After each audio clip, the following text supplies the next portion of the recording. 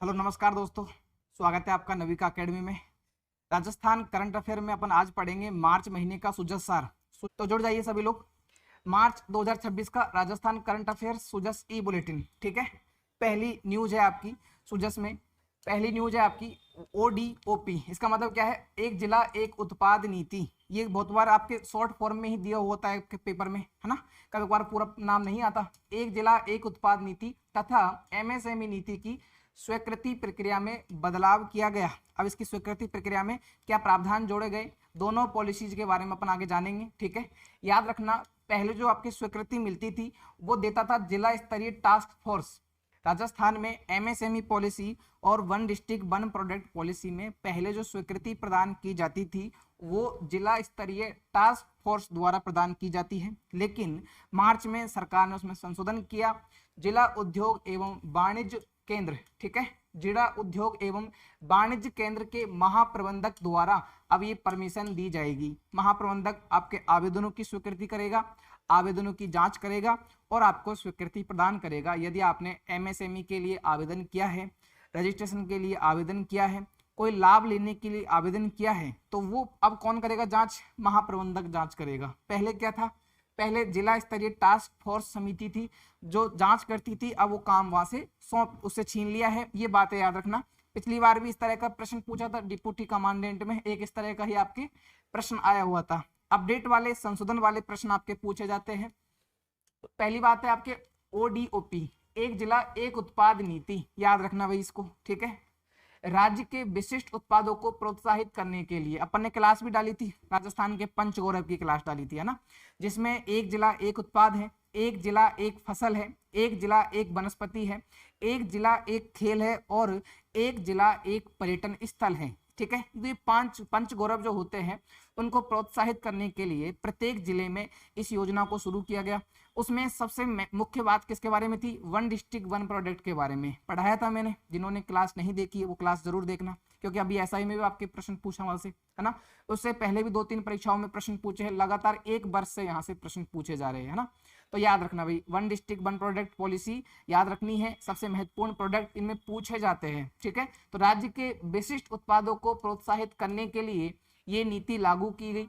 इसके तहत सभी 41 जिलों में एक एक उत्पाद की पहचान की गई है। ठीक है, इसके तहत सूक्ष्म एवं लघु उद्यमों को 20 लाख रुपए तक की मार्जिन मनी अनुदान दिया जाता है ना। मार्जिन मनी अनुदान कितने रुपए तक का है? 20 लाख रुपए तक का। ऐसा नहीं है कि आपके पास में बड़ा उद्योग है, आप गए सरकार के पास में अनुदान लेने, आपको नहीं मिलेगा। यदि आपका उद्यम छोटा है, सूक्ष्म है या बहुत छोटा है, आकृति में 2 करोड़ तक का है, 5 करोड़ तक का है, तो आपको लाभ मिल सकता है। ठीक है, लेकिन आपका यदि जो टर्नओवर है वार्षिक 500 करोड़ का है, 1000 करोड़ का है, तो आपको उसके तहत लाभ नहीं मिलेगा। ठीक है, इसके तहत सूक्ष्म एवं लघु उद्यमों को 20 लाख रुपए तक का मार्जिन मनी अनुदान दिया जाएगा। ये याद रखना, यदि प्रश्न आता है तो ये स्टेटमेंट में बनेगा आपके। एडवांस टेक्नोलॉजी और सॉफ्टवेयर पर 5 लाख रुपए तक का अनुदान। यदि आप एडवांस टेक्नोलॉजी और सॉफ्टवेयर पर अनुदान लेते हैं तो 5 लाख रुपए तक का आपको अनुदान दिया जाएगा। क्वालिटी सर्टिफिकेशन और IPR, ये याद रखना है भाई, है ना। IPR पर 3 लाख रुपए तक का पुनर्भरण राज्य सरकार दे होगा। ये याद रखना।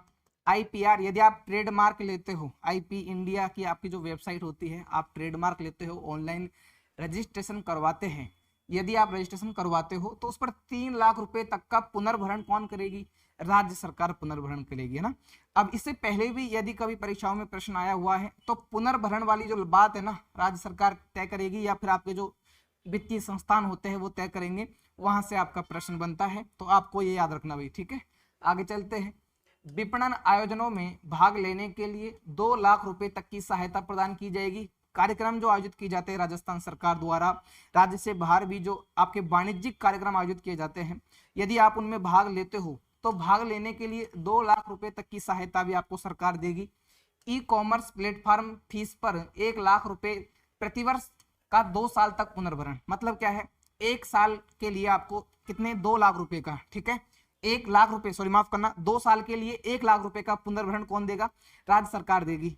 उसके बाद में है कैटलॉगिंग और ई-कॉमर्स वेबसाइट विकास के लिए 75,000 रुपए तक एक मुश्त सहायता का प्रावधान किया गया है। ये सारे प्रावधान किसके बारे में है? एक जिला एक उत्पाद नीति के बारे में है। पांचों जो प्रावधान इंपॉर्टेंट है, यहाँ से प्रश्न बनेगा आपके परीक्षा में, खासकर जो सेकंड ग्रेड का है, आरएस का है या फिर फर्स्ट ग्रेड का जो एग्जाम है आने वाला, वहाँ यहाँ से पॉलिसीज का प्रश्न तो पक्का आपको देखने को मिलेगा। और जब सुजस में कवर किया गया है, ठीक है, सुजस में कवर किया गया है, इसका मतलब आपके तो ये प्रश्न आने के बहुत ज्यादा चांसेज है ना। याद रखना, एक बार वापस से देख लीजिए क्या क्या है इसमें। सूक्ष्म एवं लघु उद्यमों को 20 लाख रुपए तक की मार्जिन मनी प्रदान की जाएगी। पहली बात तो ये मार्जिन मनी 20 लाख रुपए तक की है। एडवांस टेक्नोलॉजी और सॉफ्टवेयर पर 5 लाख रुपए तक का अनुदान है, याद रखना है, ठीक है। क्वालिटी सर्टिफिकेट और आईपीआर, मतलब आप यदि ट्रेडमार्क वगैरह करते हो, कॉपीराइट रखते हो, आपका उसका रजिस्ट्रेशन करवाते हो, तो 3 लाख रुपए तक का पुनर्भरण राज्य सरकार करेगी। विपणन आयोजनों में भाग लेने के लिए, जो कार्यक्रमों में भाग लेते हो, उसके लिए 2 लाख रुपए तक की आपको सहायता प्रदान की जाएगी, ठीक है, याद रखना। ई कॉमर्स प्लेटफॉर्म फीस पर 1 लाख रुपये प्रति वर्ष का 2 साल तक पुनर्भरण आपकी राज्य सरकार करेगी। कैटलॉगिंग और ई कॉमर्स वेबसाइट विकास के लिए 75,000 रुपए तक की एक मुफ्त सहायता आपको प्रदान की जाएगी, है ना। ये 2-3 पॉइंट इंपॉर्टेंट है, इनको याद रखना है। आगे है आपके राजस्थान निर्यात प्रोत्साहन नीति। राजस्थान निर्यात प्रोत्साहन नीति अभी इस महीने में, अप्रैल के महीने में बहुत ज्यादा चर्चा में है, सुजस बार बार कवर कर रहा है। अपन जब अप्रैल का सुजस पढ़ेंगे तो वहां अपन इसको कवर कर लेंगे आगे। अभी इतना देख लीजिए कि राज्य के उद्यमियों को निर्यातक बनाने के उद्देश्य से निर्यात प्रोत्साहन नीति लागू की गई। जो उद्यमी है राजस्थान के, उन्हें आपके निर्यातक बनाने के लिए, कि अभी राजस्थान में मुख्यमंत्री भजनलाल शर्मा ने कहा था कि युवाओं को क्या बनाएंगे, युवाओं को इतना सक्षम बनाएंगे कि वो खुद ही आपके रोजगार दे सके, ठीक है। तो ये बहुत बड़ी बात है, राजस्थान में बेरोजगारों की भीड़ ज्यादा है और आप लोग बात कर रहे हो कि ये दूसरों को रोजगार देंगे, है ना। तो ऐसे ही इनका उद्देश्य है कि भाई उद्यमियों को निर्यातक बनाना है, ठीक है, उनको बढ़ावा देना है, प्रोत्साहन देना है, उसके लिए ये नीति लागू की गई है, ठीक है। इसके तहत निर्यातकों के दस्तावेजीकरण पर 5 लाख रुपए और तकनीकी अपग्रेडेशन पर यदि आप टेक्नोलॉजी को विकसित करते हो, प्रोत्साहित करते हो, इनहेंस करते हो, तो आपको 50 लाख रुपए तक की सहायता का प्रावधान किया गया है, ठीक है। 50 लाख रुपए की सहायता का प्रावधान है यदि आप तकनीकी अपग्रेड होते हो, ठीक है। और यदि आप निर्यातकों के दस्तावेजीकरण की बात करें तो इस पर 5 लाख रुपए तक की सहायता का प्रावधान किया गया है। किसमें है? निर्यात प्रोत्साहन नीति में। साथ ही अंतरराष्ट्रीय आयोजनों में भागीदारी पर 3 लाख रुपए की सहायता यदि आप निर्यातक हो, ठीक है, निर्यात करते हो, ठीक है। और यदि आप विदेश में कोई भी आपके एक्सपोर्ट इंपोर्ट का कोई कार्यशाला आयोजित की जा रही है, कोई कॉन्फ्रेंस आयोजित की जा रही है, आप उसमें भाग लेते हो, तो राज्य सरकार आपको भाग लेने पर 3 लाख रुपए तक का अनुदान देगी, ठीक है, ये याद रखना है। ई कॉमर्स प्लेटफॉर्म फीस पर 2 लाख रुपए तक का पुनर्भरण दिया जाएगा। ई कॉमर्स प्लेटफॉर्म पर आपके निर्यात प्रोत्साहन नीति में 2 लाख रुपए तक का पुनर्भरण है। और एक जिला एक नीति में, ठीक है, एक जिला एक उत्पाद नीति में ई कॉमर्स वेबसाइट या फिर ई कॉमर्स प्लेटफॉर्म फीस पर क्या है? 1 लाख रुपए प्रति 2 वर्ष में, ठीक है, 2 वर्ष में 1 लाख रुपए है, यहाँ पर आपके 2 लाख रुपए है प्रति वर्ष, याद रखना है। राजस्थान निर्यात प्रोत्साहन नीति वापस देख लीजिए एक बार। निर्यातक बनाना, जो आपके युवा है, युवाओं को निर्यातक बनाना इसका उद्देश्य है। इसमें दस्तावेजीकरण पर 5 लाख रुपए और तकनीकी अपग्रेडेशन पर, ये जरूर याद रखना भैया ना, तकनीकी अपग्रेडेशन पर 50 लाख रुपए का अनुदान दिया जाएगा। विदेश में यदि कोई कॉन्फ्रेंस आयोजित होती है उसमें आप भाग लेते हो तो आपको 3 लाख रुपए का अनुदान दिया जाएगा, है ना। उसके बाद में है ई कॉमर्स प्लेटफॉर्म फीस पर, ई कॉमर्स प्लेटफॉर्म फीस पर 2 लाख रुपए तक का पुनर्भरण आपको दिया जाएगा, ठीक है। ये 2-3 बातें याद रखनी है।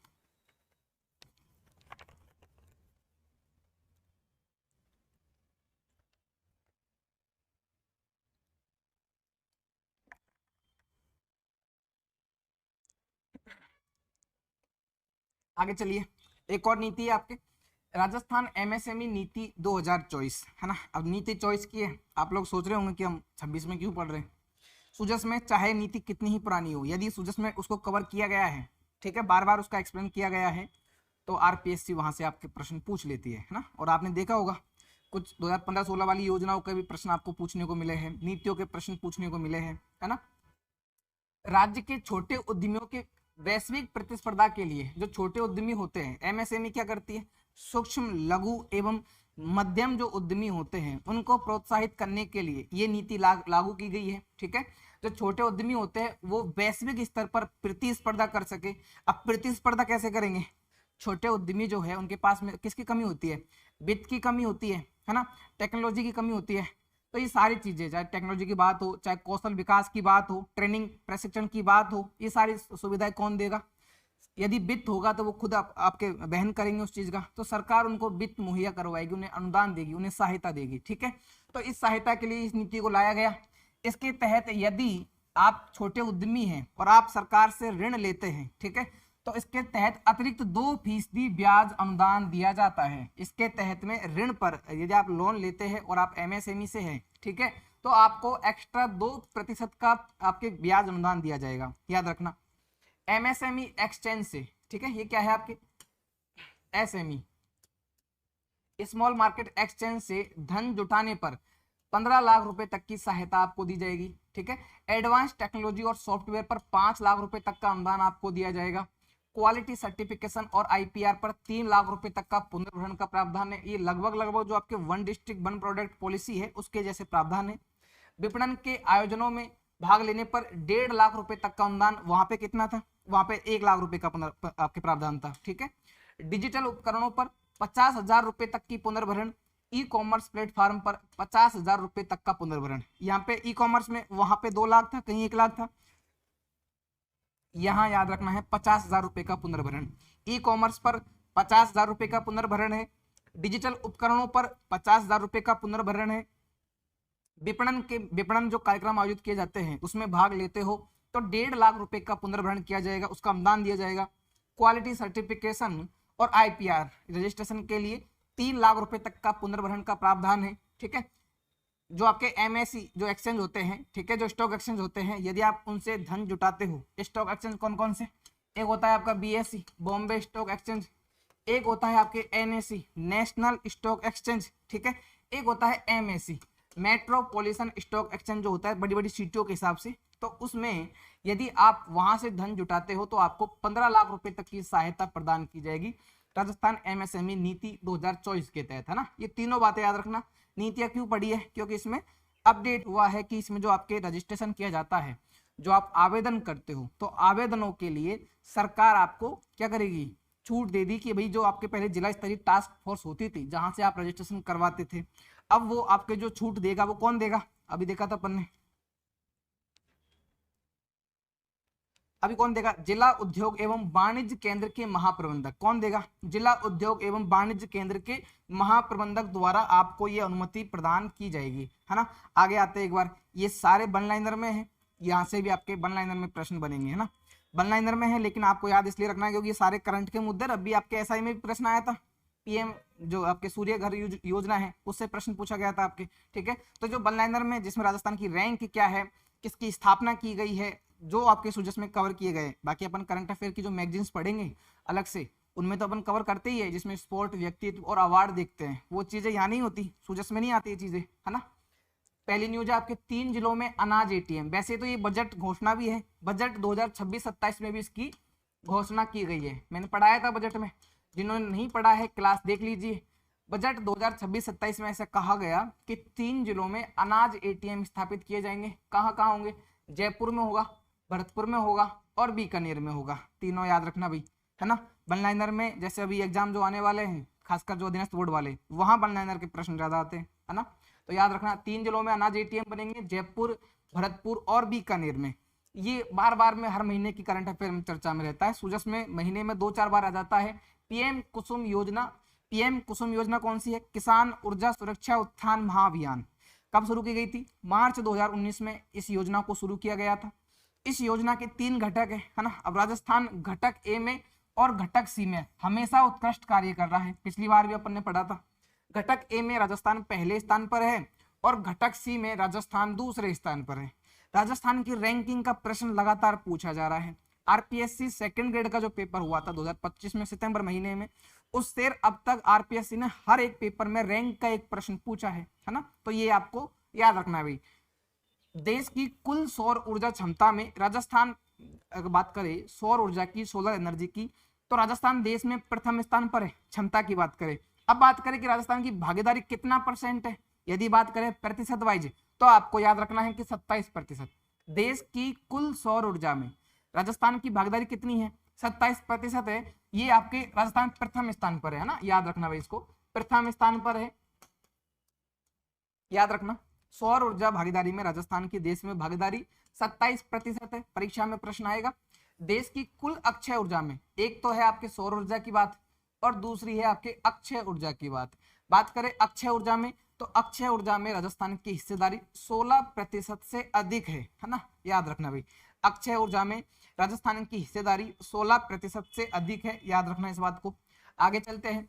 सहकारी क्षेत्र में राज्य की पहली बाइक ऑन रेंट सेवा, ये याद रखना। सहकारी क्षेत्र में, ये मैं कहूंगा इंपॉर्टेंट है यदि बल्ड लाइनर की बात करें। सहकारी क्षेत्र में राज्य की पहली बाइक ऑन रेंट सेवा उदयपुर में शुरू की गई है। अच्छा, ये जयपुर में भी शुरू होगी बाद में, ठीक है, प्रस्तावित है जयपुर में। एक्चुअल में लिखा हुआ था बजट में कि मार्च अप्रैल से ये सुविधा जयपुर में भी दी जाएगी, लेकिन अभी तक सिर्फ उदयपुर में चल रही है, इस बात को याद रखना है, जयपुर में शुरू नहीं की गई। राजस्थान का स्वास्थ्य पर खर्च जो है बजट का 7.5% है ना, ये इंडिया के बजट से ज्यादा है। डब्ल्यूएचओ ने घोषणा की है कि ये राज्य या राष्ट्र को अपने कुल बजट का लगभग 7.5% स्वास्थ्य पर खर्च करना है। ये किसने कहा? ये कहा था आपके डब्ल्यूएचओ ने कहा, वर्ल्ड हेल्थ ऑर्गेनाइजेशन ने कहा कि प्रत्येक राज्य को या प्रत्येक राष्ट्र को जो स्वास्थ्य पर खर्चा होता है तो कुल बजट का लगभग 7.5% आपको खर्च करना है। अब राजस्थान का स्वास्थ्य पर खर्च कितना है? 7.5% है। इसका मतलब डब्ल्यूएचओ के नियम के अनुसार सही है, तो ये प्रश्न बन सकता है। डब्ल्यूएचओ की घोषणा के अनुसार राजस्थान में स्वास्थ्य पर कितना खर्च किया जा रहा है, या बजट का कितना प्रतिशत स्वास्थ्य पर खर्च किया जा रहा है ना, 7.5% है। याद रखना भाई, ये थोड़ा सा ज्यादा इंपॉर्टेंट हो जाता है, बड़े एग्जाम्स में प्रश्न बनेगा यहाँ से, है ना। पहली बाइक ऑन रेंट सेवा उदयपुर में है ना, सहकारी क्षेत्र में। जयपुर में प्रस्तावित है, अभी शुरू नहीं हुई है। बात करें देश में सौर ऊर्जा में भागीदारी की बात करें तो देश में 27% अपना राजस्थान वालों का योगदान है, और अक्षय ऊर्जा की बात करें तो 16% भागीदारी है। सौर ऊर्जा में राजस्थान देश में पहले स्थान पर है, रैंकिंग याद रखनी है। घटक ए में पीएम कुसुम जो योजना है उसके घटक ए में राजस्थान पहले स्थान पर है, और घटक सी में कौन से स्थान पर है? घटक सी में राजस्थान दूसरे स्थान पर है। अच्छा, 3 जगह क्या बनेंगे? अनाज एटीएम बनेंगे। कौन कौन सी जगह बनेंगे? जयपुर, भरतपुर और बीकानेर, यहाँ क्या बनेंगे? अनाज एटीएम स्थापित किए जाएंगे, है ना, याद रखना भाई इन बातों को। आगे चलते हैं। एक योजना है माँ योजना। अब चर्चा में क्यों थी भाई? योजना तो आपके 1 मई 2021 को शुरू कर दी गई, अभी चर्चा में क्यों है? चर्चा में इसलिए है क्योंकि जो इसके पैकेज है, कौन कौन से पैकेज शामिल किए जाएंगे, या जिसके जो अस्पताल है, कितने अस्पताल शामिल किए जाएंगे, इसका दायरा बढ़ा दिया है। ठीक है, पहले लगभग 1900 के समथिंग पैकेज थे, अब हो चुके हैं 2179 पैकेज। ठीक है, तो 2179 पैकेज याद रखना है। माँ योजना में इनका विस्तार कर दिया गया। दूसरी बात यह है कि अस्पतालों की सूची 1945 अस्पताल इसमें शामिल है। इसमें एक लाइन लिखी हुई है, इंटर स्टेट पोर्टेबिलिटी लागू। इसका मतलब क्या है? दिसंबर की सूचना सार में मैंने पढ़ाया था। इंटर स्टेट पोर्टेबिलिटी का मतलब यह है कि यदि आप राजस्थान के नागरिक हैं, राजस्थान में स्वास्थ्य सेवाओं का फायदा उठाते हो, कौन सी? माँ योजना के तहत, या फिर राजस्थान की जो स्वास्थ्य योजना है उसके तहत। ठीक है, राजस्थान का कोई व्यक्ति यदि देश में किसी भी स्थान पर रहता हो, ठीक है, राजस्थान का कोई नागरिक देश में किसी भी स्थान पर रहता हो, चाहे वह आपके दिल्ली में हो या बिहार में हो या महाराष्ट्र में, कर्नाटक में, कहीं भी हो, इंटर स्टेट पोर्टेबिलिटी का मतलब यह है कि वो राजस्थान से बाहर भी आपके अस्पताल में, निजी अस्पतालों में भी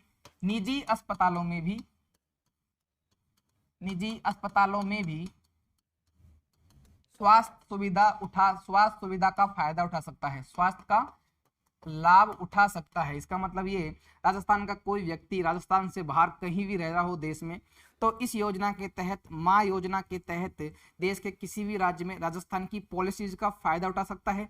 निजी अस्पतालों में भी आपके उसको लाभ मिलेगा, क्योंकि इसमें जो इंटर स्टेट पोर्टेबिलिटी लागू की गई है, इसका मतलब यही है कि जो राजस्थान में बीमा भरता है, लगभग 850 रुपये का आपको बीमा प्रीमियम जमा कराना पड़ता है, तो उस पैसे के हिसाब से आपको इसमें लाभ मिलेगा। अब याद रखना, इसकी शुरुआत कब की गई है? 1 मई 2021 को अशोक गहलोत जी की सरकार में इसको शुरू किया गया।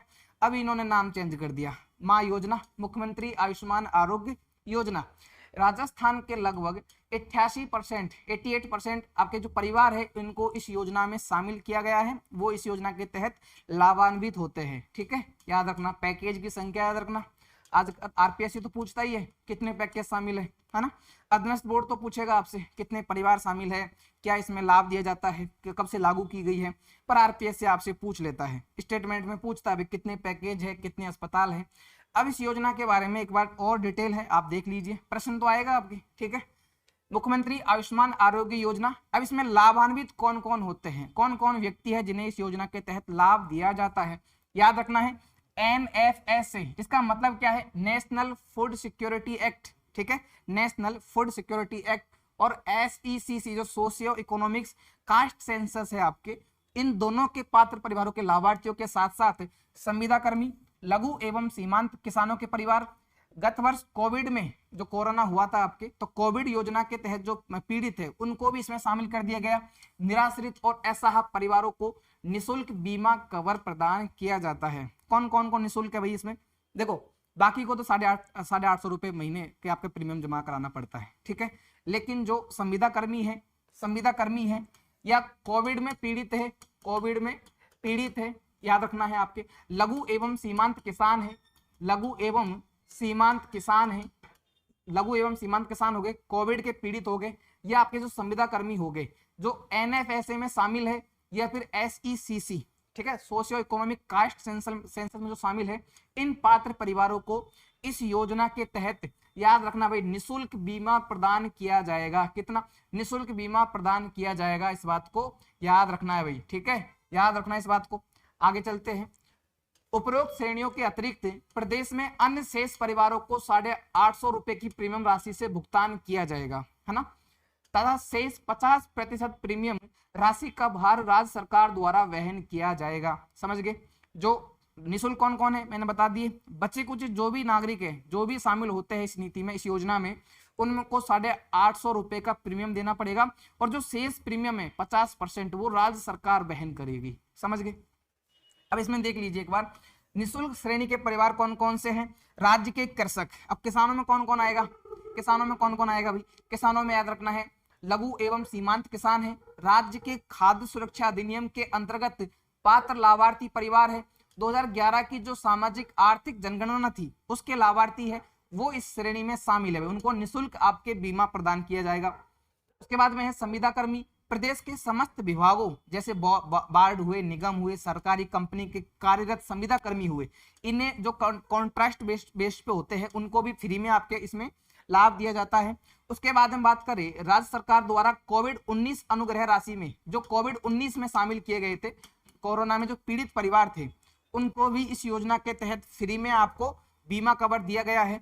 और बात करें अन्य परिवार जो पेड है, जिनको पैसा देना होगा 850 रुपए प्रति परिवार के हिसाब से बीमा प्रीमियम है, उसमें कौन कौन आएगा, प्रदेश के वे परिवार जो कर्मचारी नहीं है, सरकारी कर्मचारी नहीं है या पेंशनर नहीं है, उनको पेंशन नहीं मिलती है, पहली बात तो ये, अर्थात मेडिकल अटेंडेंस नियमों के तहत लाभ नहीं ले रहे हो, जो किसी भी मेडिकल अटेंडेंस की जो लाभ जैसे RUSH बनता है राजस्थान में, ठीक है, तो उसका जो लाभ उसको नहीं मिल रहा हो, निर्धारित प्रीमियम कीमतों पर उनको इस योजना के तहत शामिल किया गया है। ठीक है, अब थोड़ा सा कचरा हो गया है ना, एक बार वापस से इसको देख लेते हुए। ठीक है,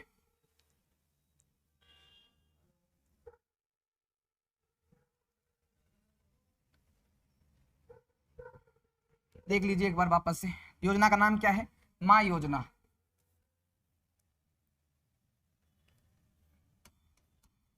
माँ योजना, ठीक है, मुख्यमंत्री आयुष्मान आरोग्य योजना, मुख्यमंत्री आयुष्मान आरोग्य योजना, इसको आपको याद रखना है। ठीक है, प्रश्न तो बनेगा यहाँ से, आप लोगों को याद रखना है माँ योजना के बारे में। पहली बात तो ये, नाम क्या है इसका, मुख्यमंत्री आयुष्मान आरोग्य योजना, मुख्यमंत्री आयुष्मान आरोग्य योजना इस योजना का नाम है।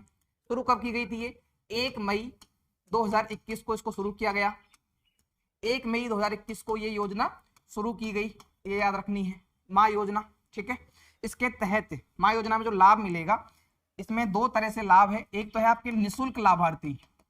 निःशुल्क लाभार्थी कौन कौन है, निःशुल्क लाभार्थी, तो निःशुल्क लाभार्थी में कौन कौन से परिवार शामिल है अभी अपन ने देखा था। भाई कंडीशन क्या है, एक तो आपके संविदा कर्मी होना चाहिए, संविदा कर्मी है, ठीक है, कोविड-19 का पेशेंट है, कोरोना 19 का 2019 में जो कोरोना आया था उसका पीड़ित व्यक्ति है ना, उसके तहत लाभान्वित व्यक्ति है। तीसरा कौन व्यक्ति इस योजना के तहत शामिल होगा, वो व्यक्ति, ठीक है, कौन कौन होगा, संविदा कर्मी हो गए, या फिर 2011 की जो जनगणना हुई है, 2011 की जनगणना में एक तो है आपके NFS national food security act में शामिल है। दूसरी बात ये सामाजिक आर्थिक जो जनगणना हुई है उसके तहत लाभार्थी शामिल है। तो ये 3 तरह का वर्ग इसमें निःशुल्क लाभार्थी होगा। अच्छा, बीमा प्रीमियम कौन जमा कराएगा, 850 रुपये प्रति परिवार, 850 रुपये प्रति परिवार का प्रीमियम कौन देगा, अन्य व्यक्ति जो राज्य में स्वास्थ्य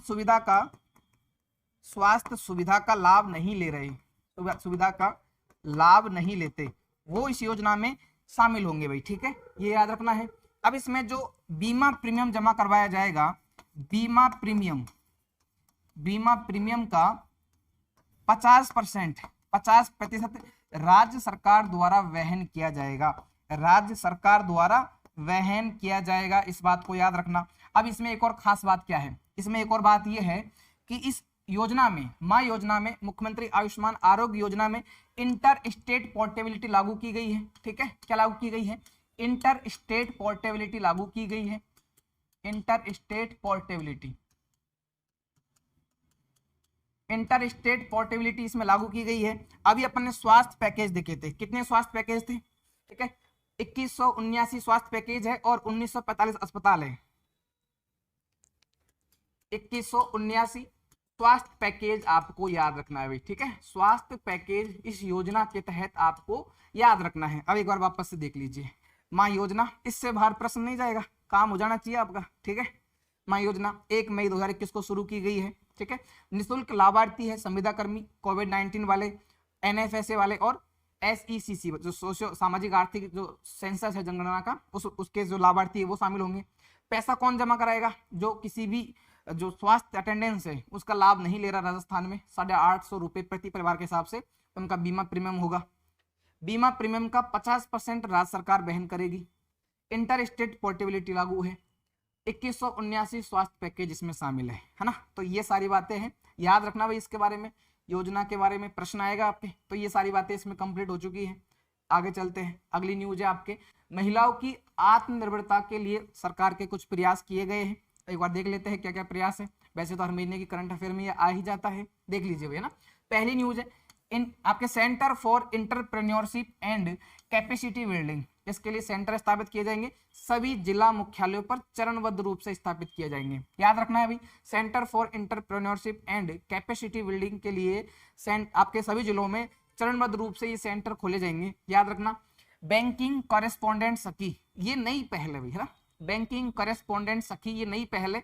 स्वयं सहायता समूह की लगभग 5000 महिलाओं को प्रशिक्षित कर बैंकिंग कॉरेस्पॉन्डेंट सखी नियुक्त होंगी भाई। कितनी, लगभग 5000 महिलाओं को बैंकिंग कॉरेस्पॉन्डेंट सखी के रूप में नियुक्त किया जाएगा राजस्थान सरकार द्वारा, याद रखना। स्वयं सहायता समूह की महिलाएं होनी चाहिए, सेल्फ हेल्प ग्रुप्स की।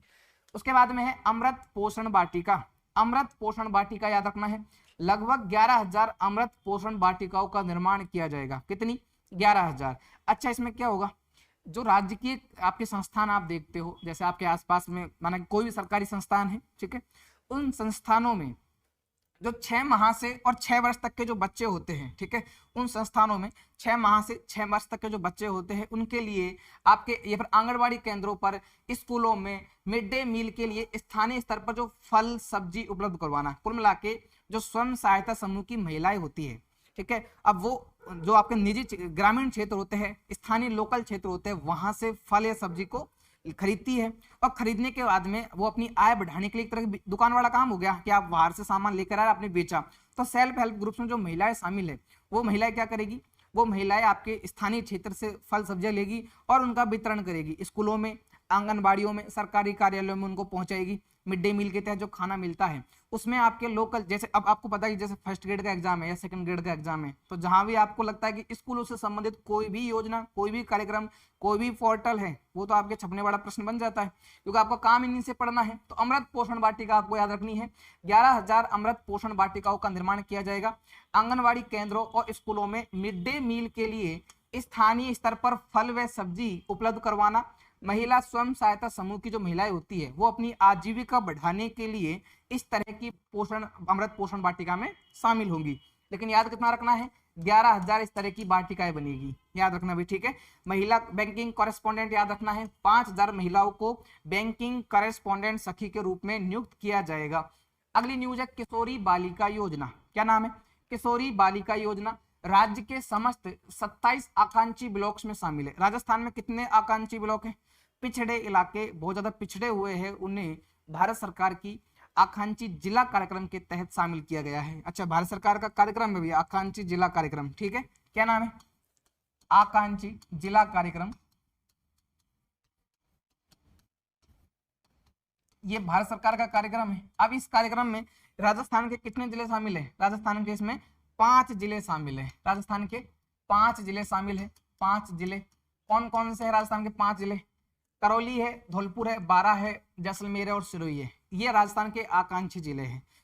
एक दो बार प्रश्न भी आ चुका है यहाँ से, कौन कौन से जिलों को आकांक्षी जिलों के रूप में आपके जो शामिल किया गया है, कौन कौन है आपके? करौली है, धौलपुर है, बारां है, जैसलमेर है और सिरोही है, याद रखना भाई, ठीक है। अब इन 5 जिलों में 27 ब्लॉक है। कितने? 27 ब्लॉक है। तो समस्त 27 ब्लॉक्स को किशोरी बालिका योजना के तहत विस्तारित कर दिया गया है, उनमें शामिल किया गया है। इसका उद्देश्य क्या है? 50,000 से अधिक किशोरी बालिकाएं पूरक पोषाहार से लाभान्वित होगी, उन्हें पोषाहार मिल सके, इसके लिए किशोरी बालिका योजना का विस्तार कर दिया गया, ठीक है। समस्त 27 ब्लॉक्स में आपके प्रश्न में आएगा कि केवल 2 जिलों में, समस्त राजस्थान में नहीं है भाई, केवल आकांक्षी जिलों में है ना। ऑप्शन में यदि मिल जाए आपको कि राजस्थान के समस्त जिलों में इस योजना का शुभारंभ किया गया, गलत हो जाएगा। समस्त जिलों में नहीं है, केवल 5 जिलों में है ना। आगे चलते हैं, मुख्यमंत्री शिशु वात्सल्य सदन। क्या नाम है? मुख्यमंत्री शिशु वात्सल्य सदन। अभी जो मैं थोड़ी देर पहले पढ़ा रहा था, जो आपके था पोषण, अमृत पोषण वाटिका है, उसमें क्या था? सेल्फ हेल्प ग्रुप की महिलाएं स्थानीय क्षेत्र से क्या लेगी? फल सब्जी लेगी, स्कूलों में, आंगनबाड़ियों में वहां पहुंचाएगी और अपनी आजीविका बढ़ाने का काम करेगी। लेकिन जो मिशन है आपके, जो अगली योजना है मुख्यमंत्री शिशु वात्सल्य सदन, इसमें क्या होगा? आपके शिशु वात्सल्य सदन स्थापित किए जाएंगे प्रत्येक सरकारी मुख्यालयों पर, ठीक है। राज्य के कार्यालयों में कार्यालय समय में 6 माह से 6 वर्ष के बच्चों की देखभाल के लिए शिशु वात्सल्य सदन खोले जाएंगे, याद रखना। राज सखी सेंटर्स खोले जाएंगे सभी संभाग मुख्यालयों पर। सभी संभाग मुख्यालयों पर है राज सखी सेंटर्स, सभी संभाग मुख्यालयों पर है राज सखी centres. Centre for entrepreneurship and capacity building है सभी जिला मुख्यालयों पर, सभी जिला मुख्यालयों पर, याद रखना भी, ठीक है। इसको राज सखी सेंटर सभी संभाग मुख्यालयों पर है, याद रखना। अब उसके बाद में एक विधेयक है, ठीक है, और ये विधेयक ऐसा विधेयक है आपकी परीक्षा में आ सकता है। राजस्थान दुकान और वाणिज्यिक अधिष्ठान या संस्थान हो सकता है यहाँ पे, संशोधन विधेयक 2026। अभी सरकार ने बोला कि भाई जो आपके 14 वर्ष से 18 वर्ष के बच्चे हैं वो नाइट में काम नहीं करेंगे। पहले ये प्रावधान 12 से 15 तक था, तो इसमें कुछ महत्वपूर्ण प्रावधान कर दिए गए। अब कौन कौन से हैं पढ़ना तो पड़ेगा आपको। राजस्थान दुकान और वाणिज्यिक अधिष्ठान संशोधन विधेयक 2026, इसमें जो कार्य अवधि की बात करें, मेनली कार्य अवधि की बात करें तो कार्य अवधि में बदलाव किया गया। अब कार्य अवधि में क्या बदलाव किया गया है? वाणिज्यिक प्रतिष्ठानों में दैनिक कार्य अवधि पहले 9 घंटे की हुआ करती थी। एक तरह का जो स्टूडेंट सोच रहा है ना कि भाई मेरे को जाके कोई प्राइवेट जॉब करनी है या प्राइवेट सेक्टर में काम करना है, इस योजना को ध्यान से पढ़ना भाई, है ना। इस विधेयक को ध्यान से पढ़ना। आपके जो वर्किंग आवर्स हैं, पहले आप 9 घंटे काम करते थे और अब आप कितना करोगे? अब आप 10 घंटे तक काम करोगे। कोई भी दुकान पे काम करना चाहते हो, कहीं भी प्लेटफॉर्म फर्म में काम करना चाहते हो, अब आपका जो वर्किंग टाइम है कितना हो चुका है? 10 घंटे का हो चुका है ना। तो सरकारी नौकरी लग लीजिए, इनको पढ़ लीजिए, ताकि ये 10 घंटों का 9 घंटों का चक्कर ना आए। मास्टर बन जाइए, 6 घंटे बाद में आप बड़े मजे करोगे, ठीक है। तो ये बात याद रखनी है भाई। दैनिक कार्य अवधि जो है उसे 9 घंटे से बढ़ाकर 10 घंटे का कर दिया है, याद रखना। अच्छा, इसमें नोट लगा हुआ है, साप्ताहिक कार्य अवधि जो है अभी भी 48 घंटे ही रखी गई है। मतलब न्यूनतम आपको सप्ताह में 48 घंटे काम करना पड़ेगा, सप्ताह में न्यूनतम 48 घंटे आपको काम करना पड़ेगा यदि आप प्राइवेट सेक्टर में, निजी क्षेत्र में कार्य कर रहे हैं तो, ठीक है। और जो दैनिक वर्किंग आवर है वो 9 घंटे की बजाय कितना कर दिया, 10 घंटे भैया आपका कर दिया है। अब बात करें विश्राम अंतराल की, इसके बारे में भी संशोधन किया गया कि यदि आप आधा घंटे का रेस्ट करते हो, होता है ना कि भाई सुबह काम कर लिया 5-6 घंटे, पहले ऐसा फिक्स नहीं था कि 4 घंटे काम कर लिया, 3 घंटे काम कर लिया, लंच हो गया आधे घंटे का। अब ऐसा नहीं है, अब ये प्रावधान कर दिया गया है कि यदि आप लंच करते हो आधा घंटे का तो उससे पहले आप कम से कम 5 घंटे काम कर चुके होंगे। इसका मतलब ये कि अब लंच के बारे में बता दिया गया कि आपका जो पहले जो काम करने का टाइम था 5 घंटे का, कि लगातार 5 घंटे काम करो फिर आपका आधा घंटे का इंटरवल आएगा। अब नहीं है, अब क्या कर दिया, अरे भाई 6 घंटा काम करो, जो कुल आपके जो 10 घंटे का वर्किंग आवर है उसमें से लगातार 6 घंटे काम करो, फिर आपका लंच होगा आधा घंटे का और फिर आपको 4 घंटे काम करना है, 4-4.5 घंटे, ठीक है। एक और प्रावधान है आपके आयु सीमा के बारे में या बाल श्रम के बारे में। इसमें क्या कहा गया, इसमें है अप्रेंटिस, ये पर जो व्यक्ति है, ठीक है, जो बच्चा है उसकी न्यूनतम आयु 12 वर्ष से बढ़ाकर 14 वर्ष कर दी गई है, ठीक है। कौन, जो किसी भी चीज में काम, कहीं भी काम नहीं करेगा, चाहे वाणिज्यिक संस्थान हो या घर की बात करें, वो काम नहीं करेगा, उसकी उम्र कितनी कर दी गई, 12 से बढ़ाकर 14 कर दी गई है। 14 वर्ष से कम आयु के बच्चों को दुकान या वाणिज्यिक संस्थानों में काम पर जो रखने का प्रावधान है उसको प्रतिबंधित कर दिया गया है। पहले यह था कि भाई घरेलू कामों में कार्य कर सकता है, घरेलू संस्थाओं में काम कर सकता है, घरेलू व्यवसाय में हाथ बटा सकता है। अब ऐसा नहीं होगा, अब ये कहा गया कि 14 साल तक का बच्चा तो काम करेगा ही नहीं, चाहे घर की बात हो या बाहर की बात हो, ठीक है। पहले ये आयु सीमा कितनी थी, 12 वर्ष थी, कि भाई 12 वर्ष के बाद का बच्चा कम से कम घरेलू कार्यों में हाथ बटा सकता है। अब ऐसा नहीं है, अब घरेलू कार्यों की सीमा समाप्त कर दी गई है। उसके बाद में है रात्रि कार्य नियम, रात में जो काम करते हैं उनका क्या नियम बना दिया गया। 14 से 18 वर्ष की आयु के किशोर जो बच्चे होते हैं 14 से 18 वर्ष तक की आयु के, अब वो रात में काम नहीं करेंगे। पहले क्या था, पहले यह था कि 12 से 15 वर्ष तक के बच्चे रात में काम नहीं करेंगे, लेकिन 15 वर्ष से अधिक आयु के बच्चे रात में काम कर सकते हैं, अब मना कर दी। अब ऐसा कहा कि आपके कितने वर्ष तक के, 18 वर्ष तक के, 14 से 18 वर्ष तक के आयु किशोर रात में भी काम नहीं करेंगे, ठीक है। अब इसमें महिलाओं से संबंधित कोई भी सुधार नहीं किया गया, कोई परिवर्तन नहीं किया गया उन नियमों में। महिलाएं जो थी आपके काम करने का वर्किंग आवर्स, उसमें कोई संशोधन नहीं किया गया, केवल किशोरों के बारे में है, ठीक है। जो दैनिक कार्य अवधि है उसके बारे में है और आयु सीमा के बारे में है, विश्राम अंतराल के बारे में है। मेन 3 पॉइंट है। पहला पॉइंट क्या है आपके, कार्य अवधि में बदलाव किया गया, ठीक है। अब कार्य अवधि में बदलाव किया गया, कितना कर दिया गया, 9 घंटे से बढ़ाकर 10 घंटे कर दिया गया। साप्ताहिक कितना है, 48 आवर साप्ताहिक है। अब बात करें विश्राम अंतराल की, जो रेस्ट होता है आपके, पहले ये था कि आप 5 घंटे काम करोगे, अब कहा कि आप 6 घंटे काम करिए, फिर आपका आधा घंटे का लंच होगा। 2 बातें हो गई। तीसरी बातें क्या है आपके, बाल श्रम और आयु सीमा की, 3 ही पॉइंट है। तीसरा पॉइंट है बाल श्रम और आयु सीमा की। इसमें क्या कहा गया, इसमें यह है कि 14 वर्ष से कम आयु के बच्चे जो है वो दुकान में या फिर कहीं भी काम नहीं करेंगे, ठीक है, प्रतिबंध लगा दिया गया। 14 से 18 वर्ष तक के बच्चे रात में काम नहीं करेंगे, 14 वर्ष तक के तो कहीं भी काम नहीं करेंगे, ठीक है, और 14 से 18 वर्ष के बच्चे रात्रि में काम नहीं करेंगे, ठीक है। और महिलाओं से संबंधित इसमें कोई भी प्रावधान नहीं किया गया है। राजस्थान दुकान और वाणिज्यिक अधिष्ठान संशोधन विधेयक 2026 याद रखना भाई, ठीक है, खासकर जो आरपीएससी वाली परीक्षाओं में बैठने जा रहा है ना, याद रखना है। अच्छा, एक और विधेयक है राजस्थान जन विश्वास उपबंधों का संशोधन विधेयक 2026। अच्छा, चर्चा में क्यों है, क्योंकि मार्च के महीने में ध्वनि मत से इस विधेयक को पारित कर दिया गया। विधेयक का नाम याद रखना, नाम लंबा लेकिन याद रखना है आपको, है ना। ध्वनि मत से इसको पारित कर दिया गया। यह विधेयक राजस्थान जन विश्वास उपबंधों का संशोधन अध्यादेश 2025 का स्थान लेगा। अच्छा, 2025 की करंट अफेयर में भी चर्चा में था, उस टाइम पे इसको अध्यादेश लाया गया, मतलब राज्यपाल ने इसका अध्यादेश लाया, राज्यपाल ने इसकी घोषणा की, अभी इसको विधेयक में ट्रांसफर कर दिया गया, सर विधानसभा में इसका पारित किया गया, याद रखना है। इसका मूल उद्देश्य क्या है, छोटे उल्लंघनों के लिए कारावास के प्रावधानों को हटाकर उसे आर्थिक दंड में बदलना। आपके लिए खुशखबरी है, कम से कम जेल नहीं जाओगे, है ना, जुर्माना भरना पड़ेगा, ऐसे काम नहीं करने आपको, है ना। क्या कहा गया आपके राजस्थान जन विश्वास विधेयक में, क्या कहा गया कि अब आप छोटे मोटे अपराध करते हो, बिजली का बिल नहीं दिया, पहले आपकी जेल हो जाती थी आपकी, है ना, अब जेल नहीं होगी, अब आपको जुर्माना देना पड़ेगा। पहले जुर्माना भी कम था, 1000 रुपए का, 500 रुपए का, 200 रुपए का, अब बढ़ा दिया गया, लगभग 50,000 रुपए का आपको जुर्माना बनना पड़ेगा, है ना। तो जो जेल नहीं जाना चाहते उनके लिए तो ठीक बात है ना। तो कारावास के प्रावधानों को, जो आपके कारावास के प्रावधान थे, उन्हें आर्थिक दंड में बदल दिया गया। इस बात को याद रखना, सबसे मेन बात तो यही है। अब क्या क्या इसमें संशोधन किए गए एक बार देख लीजिए।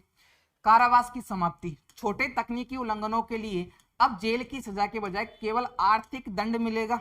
राजस्थान भांडागार अधिनियम आया था 1958 में, राजस्थान भांडागार अधिनियम 1958 में, 2013 में ईओ का एग्जाम था, वहां इसको पूछ लिया। राजस्थान भांडागार अधिनियम कब लाया गया? 1958 में लाया गया, ठीक है। तो पूछा हुआ प्रश्न, हालांकि अब नहीं पूछेंगे, बस याद रखना है इस नियम में बदलाव किए गए। कौन कौन से बदलाव? पुराना नियम क्या था?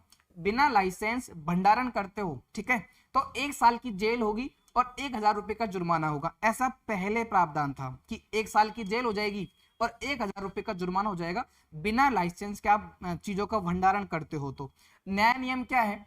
कारावास को हटा दिया, अब केवल 50,000 रुपए तक की शास्ति, जुर्माना, पेनल्टी शामिल कर दी गई। पहले क्या था कि 1 साल की सजा है और आपके 1000 रुपए का जुर्माना है। अब सजा को हटा दिया और केवल 50,000 रुपए का जुर्माना है बिना लाइसेंस के यदि आप भंडारण करते हैं। दूसरी बात क्या है? घरेलू पेयजल कनेक्शन का गैर घरेलू उपयोग। भाई आपका पानी के पीने का जो कनेक्शन नहीं है और आप पानी पी रहे हो, सरकार है भाई पानी पीने के भी आपसे कनेक्शन करवाती है, ठीक है। तो पुराना नियम क्या था आपके? पहले 1 वर्ष तक के कारावास का प्रावधान था कि भाई आपने यदि बिना पूछे, बिना लाइसेंस के, बिना कनेक्शन के घरेलू पानी का उपयोग किया तो आपको 1 साल की सजा मिलेगी।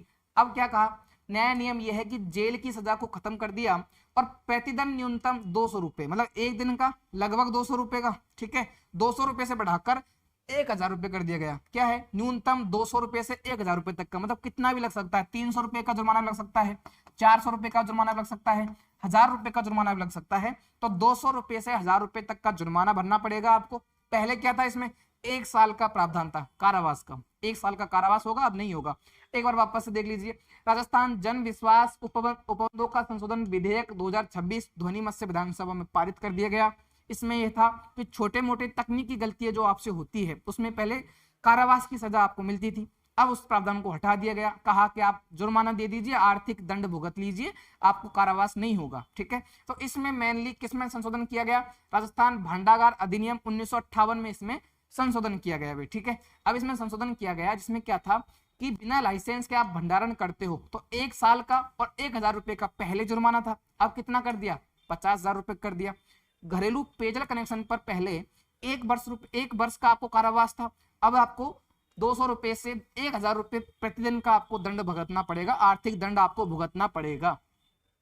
आगे चलते हैं। अभी आपके मुख्यमंत्री, राजस्थान के मुख्यमंत्री द्वारा, लोकसभा अध्यक्ष द्वारा और केंद्रीय नागर विमानन मंत्री द्वारा आपके Kota Bundi greenfield express airport का शिलान्यास किया गया। कोटा बूंदी ग्रीनफील्ड एयरपोर्ट का आपके शुभारंभ किया गया, शिलान्यास किया गया।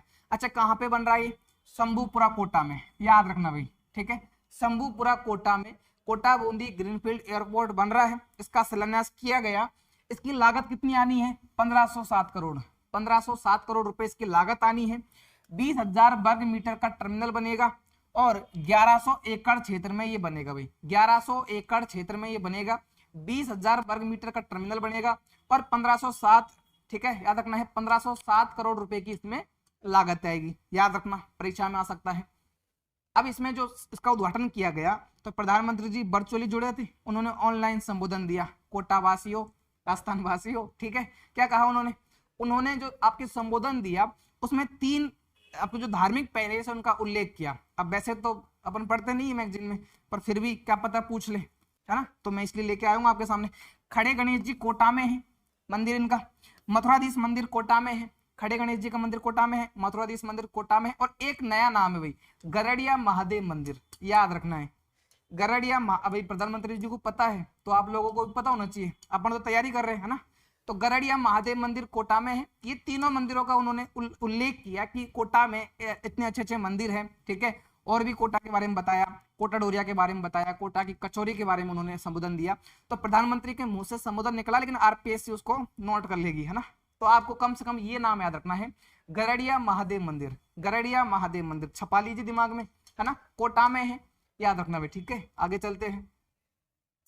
आगे है आपके अंतर्राष्ट्रीय महिला दिवस, आपके 8 मार्च को मनाया गया। अंतर्राष्ट्रीय महिला दिवस 8 मार्च को मनाया गया।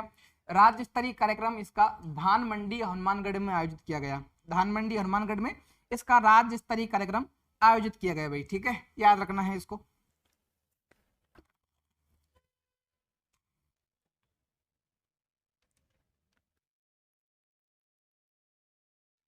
आगे चलिए। गौरव सेनानी समारोह। गौरव सेनानी समारोह आपके भारतीय सेना की सप्त शक्ति कमान द्वारा चूरू में आयोजित किया गया। ठीक है, गौरव सेनानी समारोह याद रखना है। अब इस दौरान आपके मुख्यमंत्री जी ने भाग लिया, राजस्थान के ने। चूरू के जिला खेल स्टेडियम जो था आपके, उसका नाम बदल दिया गया। नाम क्या है? Lieutenant general Sagat Singh Rathore. क्या नाम पे, किस नाम पे रखा है आपके? लेफ्टिनेंट जनरल सगत सिंह राठौड़ के नाम पर इस स्टेडियम का नाम, खेल स्टेडियम का नाम बदल दिया गया। ठीक है, याद रखना है। सगत सिंह राठौड़ 1971 के भारत पाकिस्तान के जो युद्ध हुआ था उसमें इन्होंने बढ़िया परफॉर्मेंस की, मस्त प्रदर्शन किया। ठीक है, तो उनके नाम पर, लेफ्टिनेंट जनरल सगत सिंह राठौड़ के नाम पर चूरू के जो जिला खेल स्टेडियम उसका नाम बदल दिया गया। याद रखना भी ना। इस दौरान आपके दो अन्य घोषणाएं की गई है। हालांकि ये घोषणाएं आपके बजट में भी की गई थी, 2026-27 के राजस्थान बजट में भी इनकी घोषणाएं की गई है। एक है आपके वॉर म्यूजियम बनेगा। कहाँ पे बनेगा वॉर म्यूजियम? झुंझुनू में वॉर म्यूजियम बनेगा। भाई आपको पता है कि भाई शेखावटी एक तरह से आर्मी कैंटीन बोलते हैं शेखावटी को ना, आर्मियों का घर बोलते हैं। बहुत सारे लोग हैं जो वहाँ पे आर्मी में जाना पसंद करते हैं। ठीक है, तो उनके लिए, उनको सम्मानित करने के लिए वॉर म्यूजियम बनेगा झुंझुनू में। एक है आपके मेजर शैतान सिंह कौशल विकास एवं प्रशिक्षण केंद्र बनेगा जोधपुर में। और मुझे लगता है कि ये तो छपेगा, इंपॉर्टेंट है, टिक लगा लीजिए।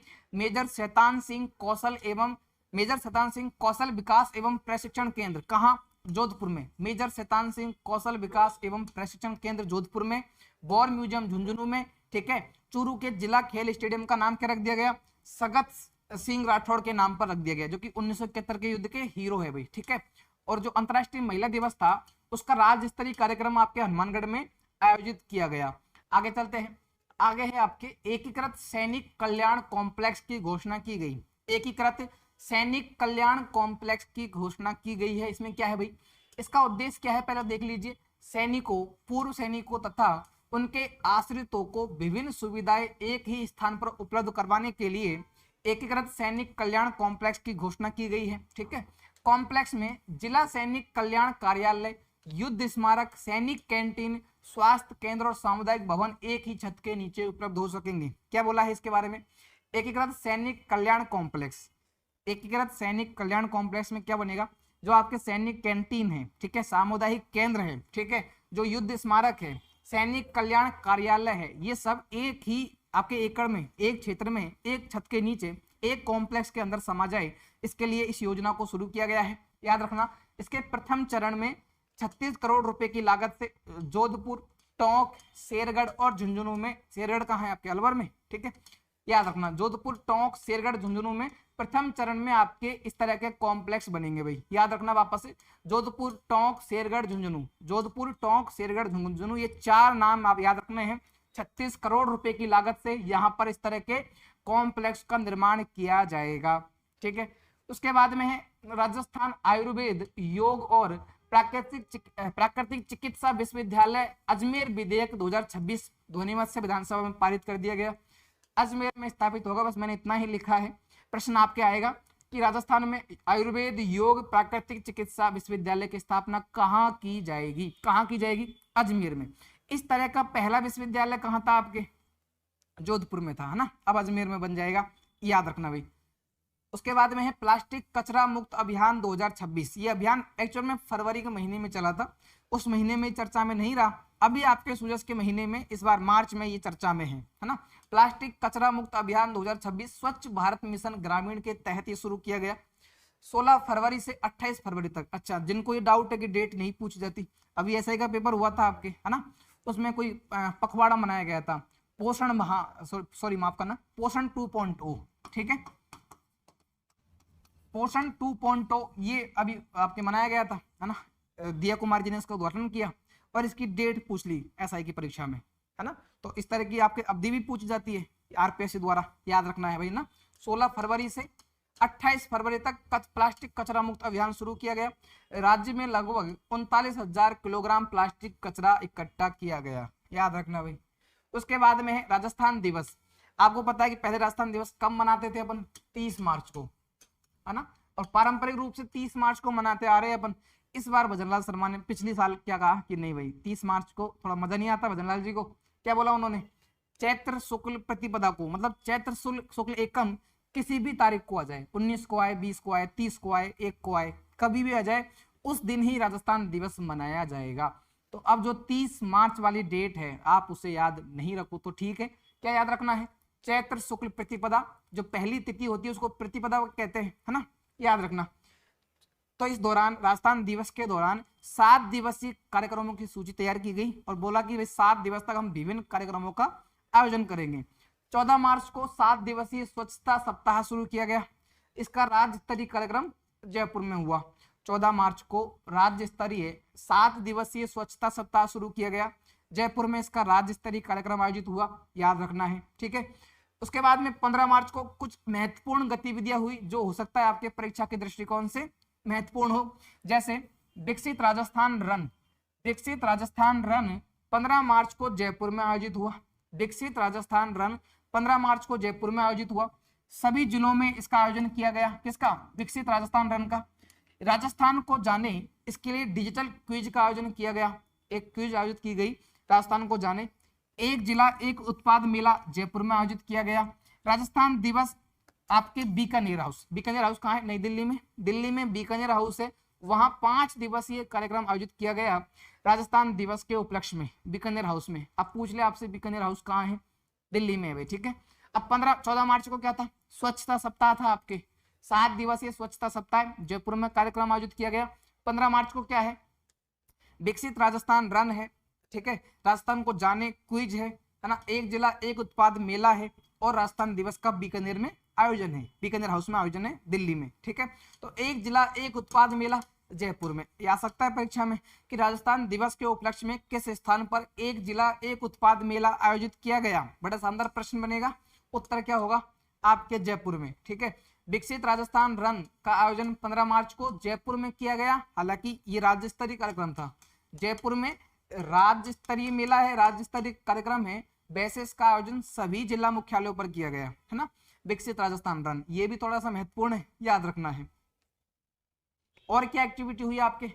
राजस्थान जनजातीय गौरव दिवस 16 मार्च को आयोजित किया गया। ये कार्यक्रम है भाई। जनजातीय गौरव दिवस कब मनाया जाता है?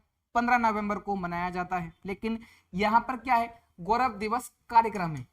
16 मार्च को राजस्थान में जो राजस्थान दिवस था उसके उपलक्ष्य में 16 मार्च को आपके राजस्थान जनजातीय गौरव दिवस कार्यक्रम आयोजित किया गया बेणेश्वर धाम डूंगरपुर में। बेणेश्वर धाम डूंगरपुर में इस कार्यक्रम का आयोजन हुआ। उसके बाद में है राजस्थान युवा शक्ति दिवस 17 मार्च को जयपुर में आयोजित हुआ। राजस्थान युवा शक्ति दिवस 17 मार्च को जयपुर में आयोजित हुआ।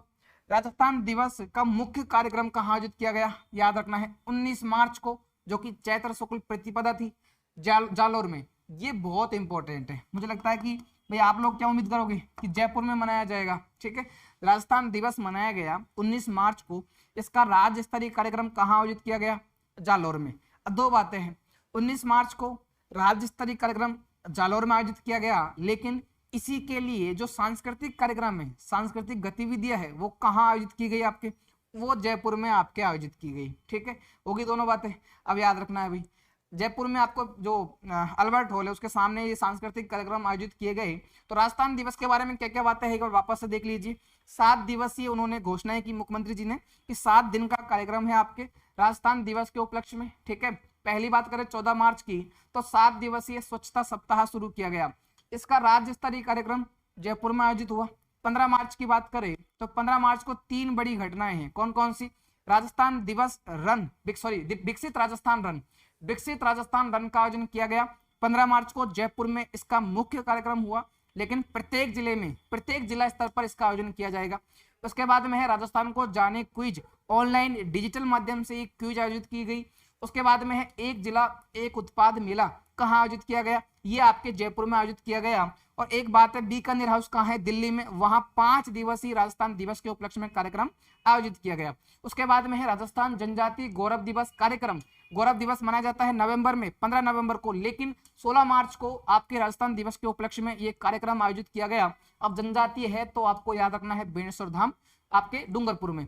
उसके बाद में है राजस्थान युवा शक्ति दिवस। राजस्थान युवा शक्ति दिवस, राजस्थान युवा सम्मेलन 12 जनवरी 2026 को मनाया गया, 12 जनवरी को मनाया जाता है, लेकिन आपके राजस्थान दिवस के उपलक्ष्य में 17 मार्च को जयपुर में इसका कार्यक्रम आयोजित किया गया। याद रखना है, राजस्थान दिवस का मुख्य कार्यक्रम आपके जालोर में आयोजित किया गया और जयपुर में सांस्कृतिक कार्यक्रम इसके आयोजित किए गए। सारी बातें याद रखनी है, प्रश्न आ सकता है परीक्षा में आपके, ठीक है। उसके बाद में अभी ये चर्चा में चल रहा है आपके कि खेजड़ी संरक्षण के लिए विधेयक लाया जाएगा, कानून बनाया जाएगा, ठीक है, ये चर्चा में चल रहा है आपके।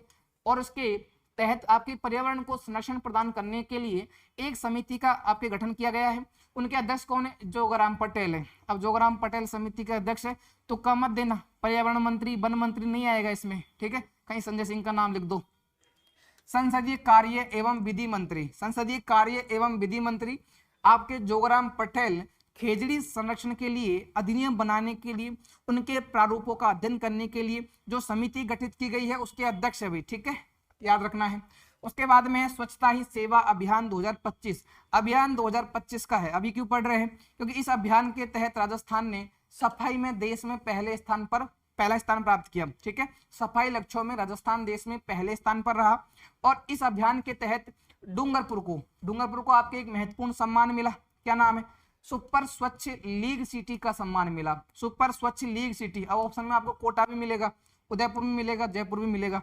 डूंगरपुर आप लोग नहीं करोगे, पढ़ोगे वही करेंगे, जो पढ़ेंगे वही करेंगे, ठीक है। तो डूंगरपुर याद रखना है, स्वच्छ आपके सुपर स्वच्छ लीग सिटी।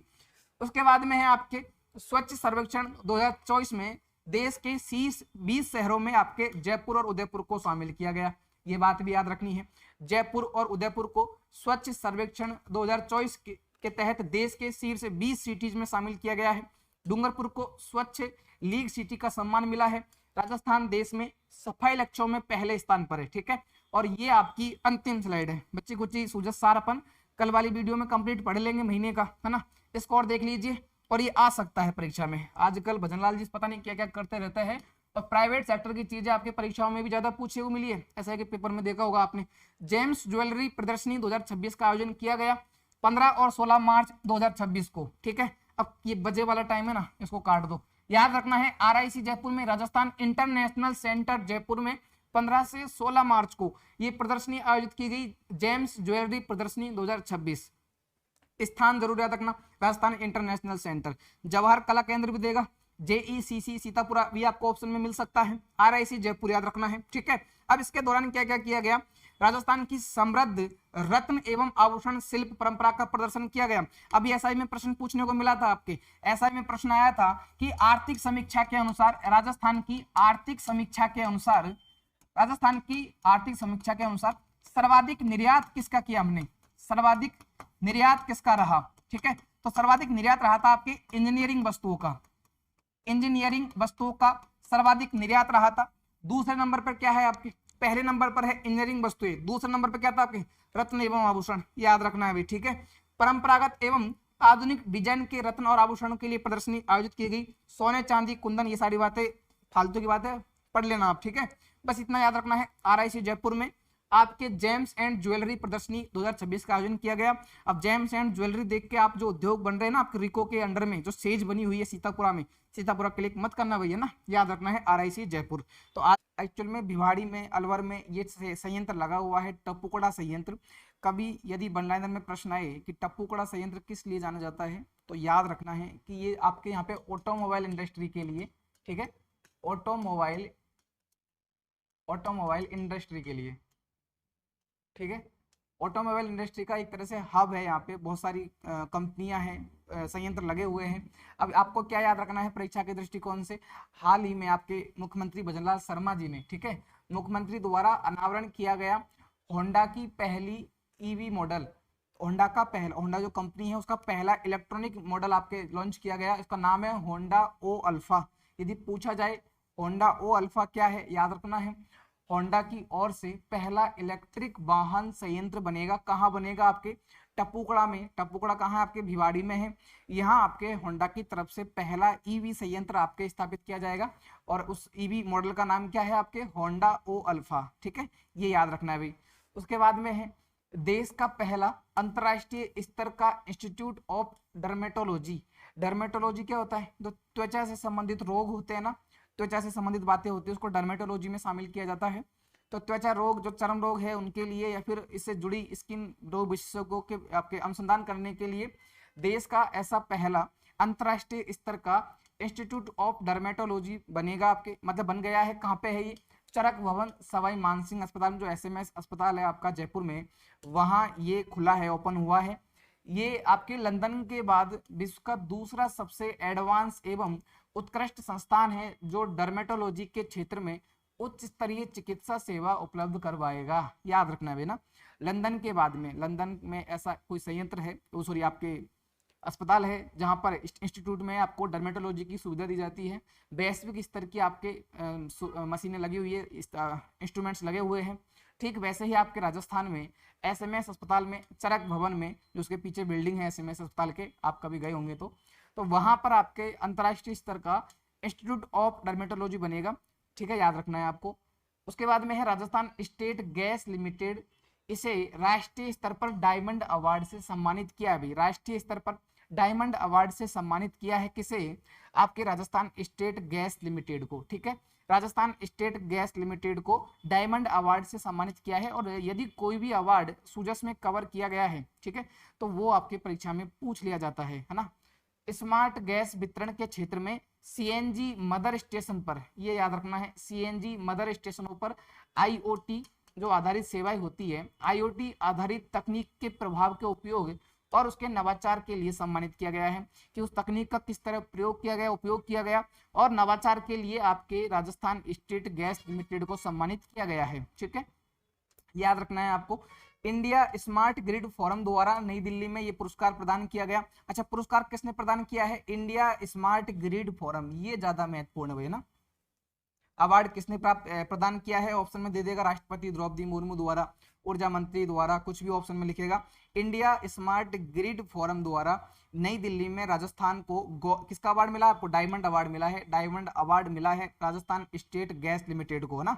उसके बाद में बात करें प्राप्तकर्ता, भाई किसने प्राप्त किया राजस्थान की तरफ से? तो राजस्थान स्टेट गैस लिमिटेड के जो उप महाप्रबंधक है श्री विवेक श्रीवास्तव और श्री सीपी चौधरी ने, इन दोनों ने मिलकर इस अवार्ड को, इस सम्मान को प्राप्त किया भैया ना। याद रखना है, वापस देख लीजिए, राजस्थान स्टेट गैस लिमिटेड को डायमंड अवार्ड मिला है। दिल्ली में इंडिया स्मार्ट ग्रिड फोरम द्वारा ये पुरस्कार प्रदान किया गया। देश का पहला अंतर्राष्ट्रीय स्तर का इंस्टीट्यूट ऑफ डर्मेटोलॉजी आपके एसएमएस अस्पताल में बनेगा, याद रखना है। उसके बाद में अगली न्यूज है आपके,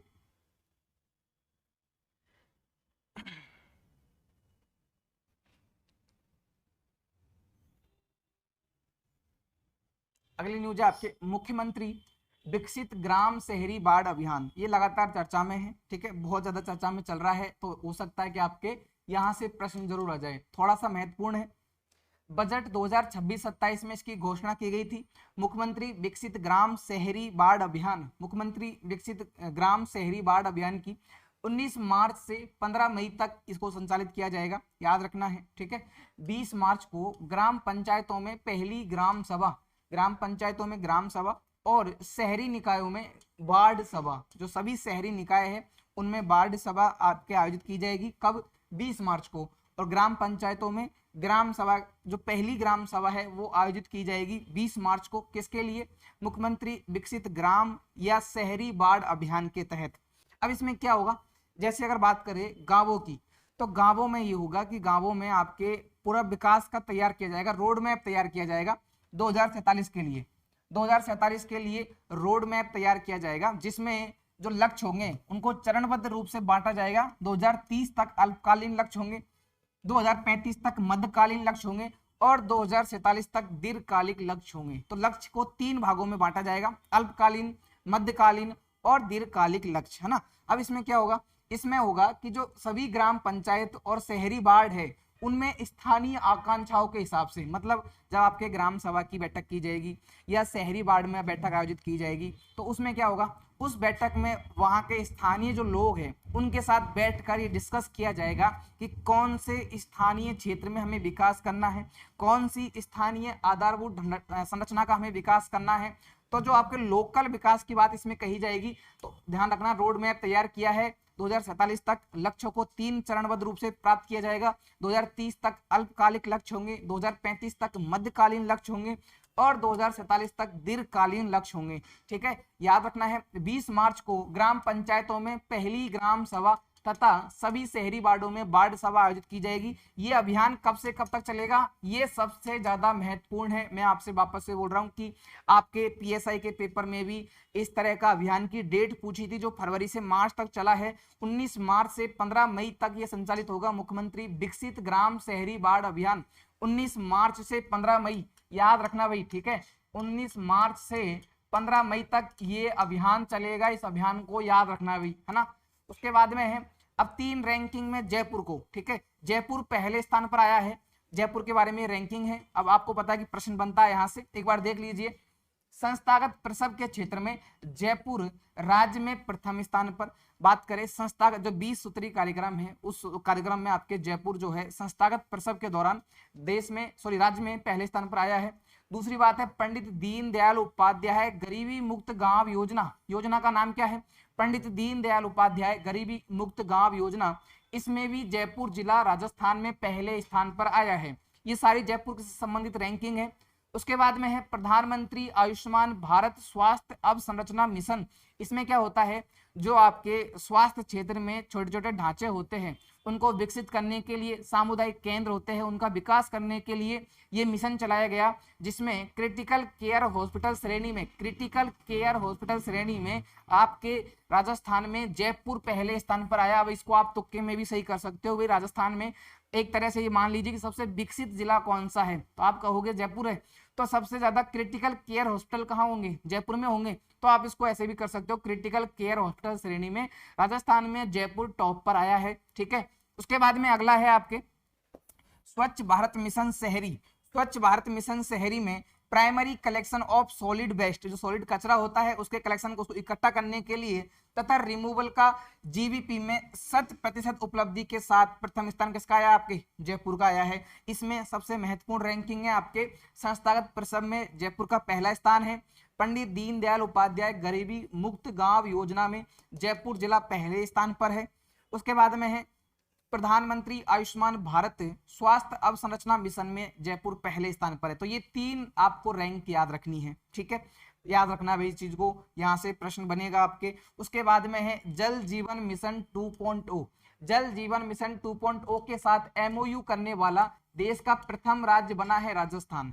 जल जीवन मिशन 2.0, ध्यान रखना ये जो शब्द लिखा होता है ना एमओयू, ठीक है, ये क्या होता है, ये होता है मेमोरेंडम ऑफ अंडरस्टैंडिंग। इसमें ये होता है, ये एक तरह का गैर कानूनी, क्या होता है, गैर कानूनी, ये कानूनी समझौता नहीं होता, ये गैर कानूनी समझौता होता है दो पक्षों के मध्य में, दो पक्षों के मध्य में गैर कानूनी समझौता होता है। आप जब भी करंट अफेयर पढ़ोगे, चाहे कोई से भी महीने की पढ़ लो, आपको ये एमओयू वाला शब्द हमेशा दिखाई देगा, ठीक है। तो एमओयू का मतलब होता है दो पक्षों के मध्य में गैर कानूनी समझौता एमओयू होता है। तो आपको याद रखना है कि जल जीवन मिशन 2.0 के तहत, जल जीवन मिशन 2.0 के तहत आपको याद रखना है भाई, है ना, राजस्थान एमओयू करने वाला देश का पहला राज्य बना है। तो राजस्थान ने किसके साथ एमओयू किया भाई, राजस्थान ने जल शक्ति मंत्रालय के साथ में एमओयू किया है, ना, जल शक्ति मंत्रालय के साथ में राजस्थान ने एमओयू किया है, इस बात को याद रखना है। भारत सरकार के जल शक्ति मंत्रालय के साथ में एमओयू किया गया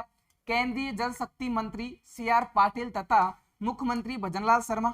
अब एमओयू किस किस के मध्य में हुआ, सेंटर से तो आपके जो केंद्रीय जल शक्ति मंत्री है CR पाटिल, ये शामिल थे। राजस्थान की तरफ से मुख्यमंत्री भजनलाल शर्मा है और जन स्वास्थ्य अभियांत्रिकी मंत्री कन्हैया लाल, ये 2 है राजस्थान की तरफ से, ये तीनों शामिल हुए और आपके हस्ताक्षर किए किस पर, जल जीवन मिशन 2.0 के एमओयू पर। स्थान याद रखना है जल शक्ति मंत्रालय नई दिल्ली में ये एमओयू हस्ताक्षरित हुआ। इसका उद्देश्य क्या है, हर घर जल के संकल्प को साकार करना। जल जीवन मिशन 2.0 का मतलब ये है हर घर जल, जो पेयजल है, पीने का पानी है, प्रत्येक घर तक पहुंचना चाहिए, उसके लिए ये अभियान चलाया गया है। और इस अभियान में राजस्थान एमओयू करने वाला देश का पहला राज्य बना है। मैं कहूंगा कि ये आप मान लीजिए कि आपके छपने वाला फैक्ट है, ठीक है, क्योंकि राजस्थान ने बहुत बड़ा काम किया कि जल शक्ति मंत्रालय के साथ में प्रत्येक घर तक पेयजल की आपूर्ति सुनिश्चित करने के लिए ये एमओयू किया है, ठीक है, याद रखना है इसको।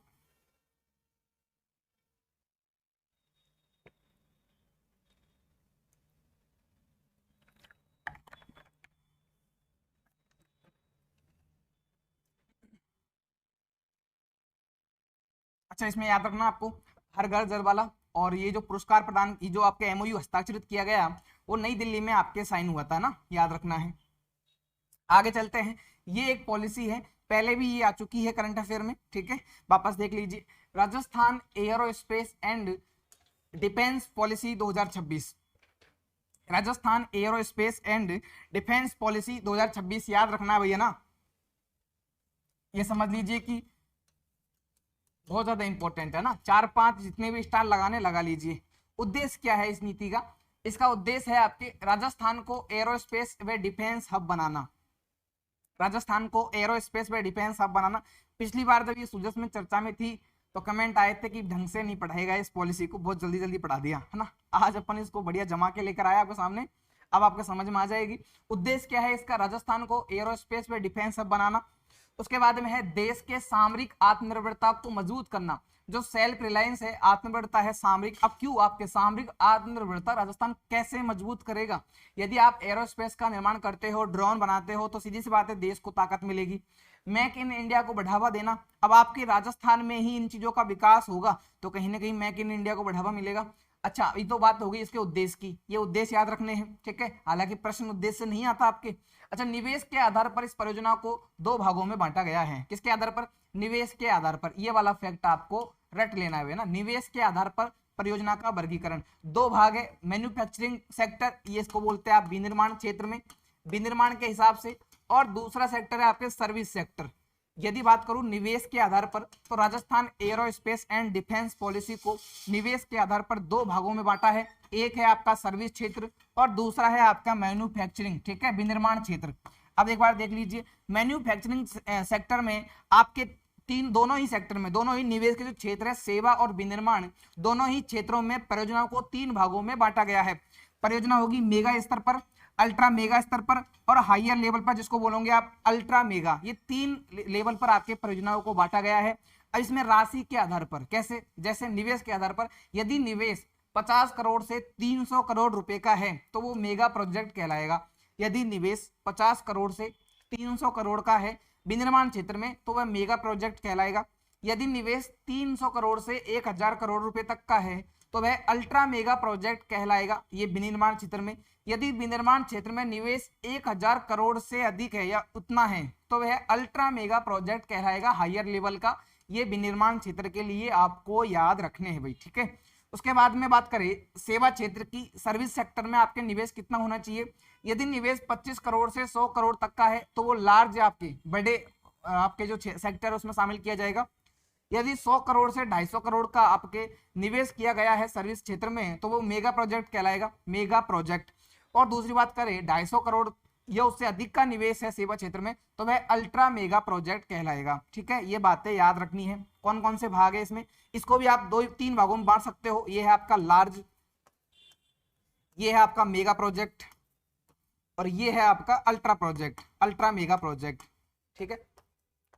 कुल मिला के ये 3 ही भाग है, लार्ज, मेगा और अल्ट्रा मेगा। इसमें भी आप कर सकते हो, मेगा को लार्ज कर सकते हो, अल्ट्रा को मेगा कर सकते हो और अल्ट्रा मेगा को अल्ट्रा मेगा रहने दोगे, है ना। तो ये कर सकते हो। कुल मिला के आपके जो निवेश है, परियोजनाओं का वर्गीकरण निवेश के आधार पर 3 भागों में बांटा गया है। 3 भाग कौन कौन से हैं? एक तो है आपके लार्ज स्तर पर, बड़े स्तर पर, ठीक है, और उसके बाद में है मेगा स्तर पर और उसके बाद में है अल्ट्रा मेगा स्तर पर, ठीक है, अल्ट्रा मेगा स्तर पर। तो ये आप 3 भागों में परियोजनाओं को बांटा गया है निवेश के आधार पर, निवेश के आधार पर। अब सेवा क्षेत्र में 250 करोड़ से 100 करोड़ का हो जाएगा, 100 करोड़ से 250 करोड़ का हो जाएगा और 250 करोड़ से ऊपर का हो जाएगा। विनिर्माण क्षेत्र में 50 करोड़ से 300 करोड़ हो जाएगी, 300 करोड़ से 1000 करोड़ हो जाएगा और 1000 करोड़ से ज्यादा हो जाएगा। तो ये आपको Rajasthan aerospace and defence policy में याद रखने हैं। बहुत सारे फैक्ट है, लेकिन आपके स्टेटमेंट में जो प्रश्न आना है, ये स्लाइड जो आपके है निवेश को बढ़ावा देने के लिए जो विशेष प्रावधान किए गए हैं, ये स्लाइड से हमेशा आपके ऑप्शन में देखने को मिलती है ना। तो ये स्टेटमेंट आपको याद रखने पड़ेंगे भैया ना। आगे चलते हैं, राज्य में निम्नलिखित क्षेत्रों के निर्माण पर ध्यान दिया जाएगा। अब भाई आपने पॉलिसी लेके आ गए, पॉलिसी का उद्देश्य बता दिया, निवेश कितना होगा, परियोजनाओं को किस तरह विभाजित किया जाएगा वो अपन देख चुके हैं। अभी बता दीजिए कि भाई निर्माण पर किस किस का निर्माण किया जाएगा यहाँ पे, है ना, किस किस का निर्माण किया जाएगा। तो निर्माण होगा विमान, हेलीकॉप्टर, ड्रोन, मिसाइल सिस्टम का, रडार, नेविगेशन, संचार प्रणाली, सैटेलाइट बसें, ठीक है, और बख्तरबंद वाहन, रोबोटिक्स, डिफेंस इलेक्ट्रॉनिक्स और गोला बारूद, इन सब का निर्माण किया जाएगा, याद रखना है। निवेश को बढ़ावा देने के लिए सरकार ने कई विशेष प्रावधान किए हैं और ये आपके किसी भी पॉलिसी का सबसे महत्वपूर्ण फैक्ट होता है, सबसे महत्वपूर्ण जानकारी होती है पढ़ने के लिए परीक्षा के दृष्टिकोण से कि क्या क्या इंसेंटिव उस नीति में शामिल है। ठीक है, पहला है आपके प्लग एंड प्ले इंफ्रास्ट्रक्चर का विकास किया जाएगा। प्लग एंड प्ले इंफ्रास्ट्रक्चर के लिए उद्योगों को तुरंत काम शुरू करने के लिए तैयार ढांचा मिलेगा। जो आपके Rajasthan aerospace and defence policy है, उस पॉलिसी के तहत में यदि कोई उद्योग जो है, इंडस्ट्री आपके जो है वो निवेश करना चाहता है तो उसे तुरंत ढांचा तैयार मिलेगा। आपने बस इन्वेस्ट किया और आपको काम करने के लिए ढांचा तैयार मिलेगा, आप काम शुरू कर सकते हो। तो इसको बोलोगे आप plug and play infrastructure. Plug and play infrastructure याद रखना। वित्तीय सहायता आपको प्रदान की जाएगी। पूंजीगत निवेश अनुदान जो कैपिटल सब्सिडी होती है और टर्नओवर लिंक प्रोत्साहन के रूप में आपको वित्तीय सहायता प्रदान की जाएगी। अब बात करें छूट और सब्सिडी की, तो 7 वर्षों तक विद्युत शुल्क में 100% की छूट आपको दी जाएगी भाई ना। 7 वर्षों तक विद्युत शुल्क में 100% छूट दी जाएगी, याद रखना है। मंडी शुल्क की बात करें और बाजार शुल्क की बात करें तो आपको 100% की छूट दी जाएगी। कौन सी नीति के तहत? इस आपके जो एयर डिफेंस पॉलिसी है, ठीक है। स्टाम्प शुल्क और रूपांतरण शुल्क में भुगतान में आपको 75% की छूट दी जाएगी। और स्किल ट्रेनिंग इंसेंटिव, ठीक है, इंटेलेक्चुअल प्रॉपर्टी क्रिएशन के लिए भी आपको विशेष प्रोत्साहन प्रदान किए जाएंगे। एक बार वापस से देख लीजिए पॉलिसी को। राजस्थान एरोस्पेस एवं डिफेंस पॉलिसी 2026, उद्देश्य क्या है? राजस्थान को एरोस्पेस सेक्टर में विकसित बनाना, राजस्थान को भारत के जो एरोस्पेस सेक्टर है उसमें योगदान देना, मेक इन इंडिया को प्रोत्साहित करना, ठीक है, और भारत की सामरिक आपके जो क्षमता है उसको बढ़ावा देना, ठीक है। अब आप हथियार बनाओगे, आप अगर ड्रोन सिस्टम बनाते हो, मिसाइलों के लिए आप लॉन्च पैड बनाते हो, तो सीधी सी बात है आपके देश की सामरिक शक्ति का विकास होता है, तो आप उसमें अपना योगदान दोगे इस नीति के तहत में, ठीक है। अब इस नीति में कहा गया कि जो निवेश के आधार पर जो परियोजनाएं होती है, मैं एक बार अलग से लिख देता हूं इसको, ठीक है। निवेश के आधार पर जो परियोजनाएं होती है, निवेश के आधार पर परियोजना, निवेश के आधार पर जो परियोजनाएं हैं, इन परियोजनाओं को 3 भागों में बांटा गया है। 3 भाग कौन कौन से हैं? एक है आपके लार्ज, उसके बाद में है मेगा और उसके बाद में है अल्ट्रा, अल्ट्रा मेगा, ठीक है। तो 3 भागों में इनको बांटा है। अब 3 भागों में बात करूं मैं अलग अलग से, तो आपको याद रखना है भैया ना। बात करूं विनिर्माण क्षेत्र में, 2 क्षेत्र में प्रोत्साहन देती है, एक है आपका विनिर्माण क्षेत्र और दूसरा है आपका सेवा क्षेत्र, ठीक है। विनिर्माण क्षेत्र और सेवा क्षेत्र, यहां से प्रश्न बनेगा, इसलिए मैं वापस से आपके सामने रिपीट कर रहा हूं।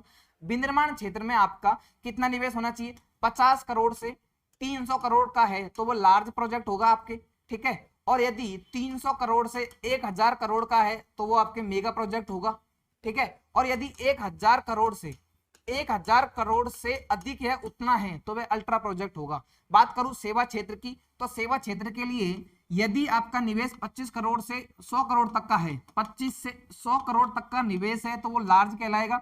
यदि 100 करोड़ से 250 करोड़ का निवेश है, 100 करोड़ से 250 करोड़ का निवेश है तो वो आपके मेगा कहलाएगा।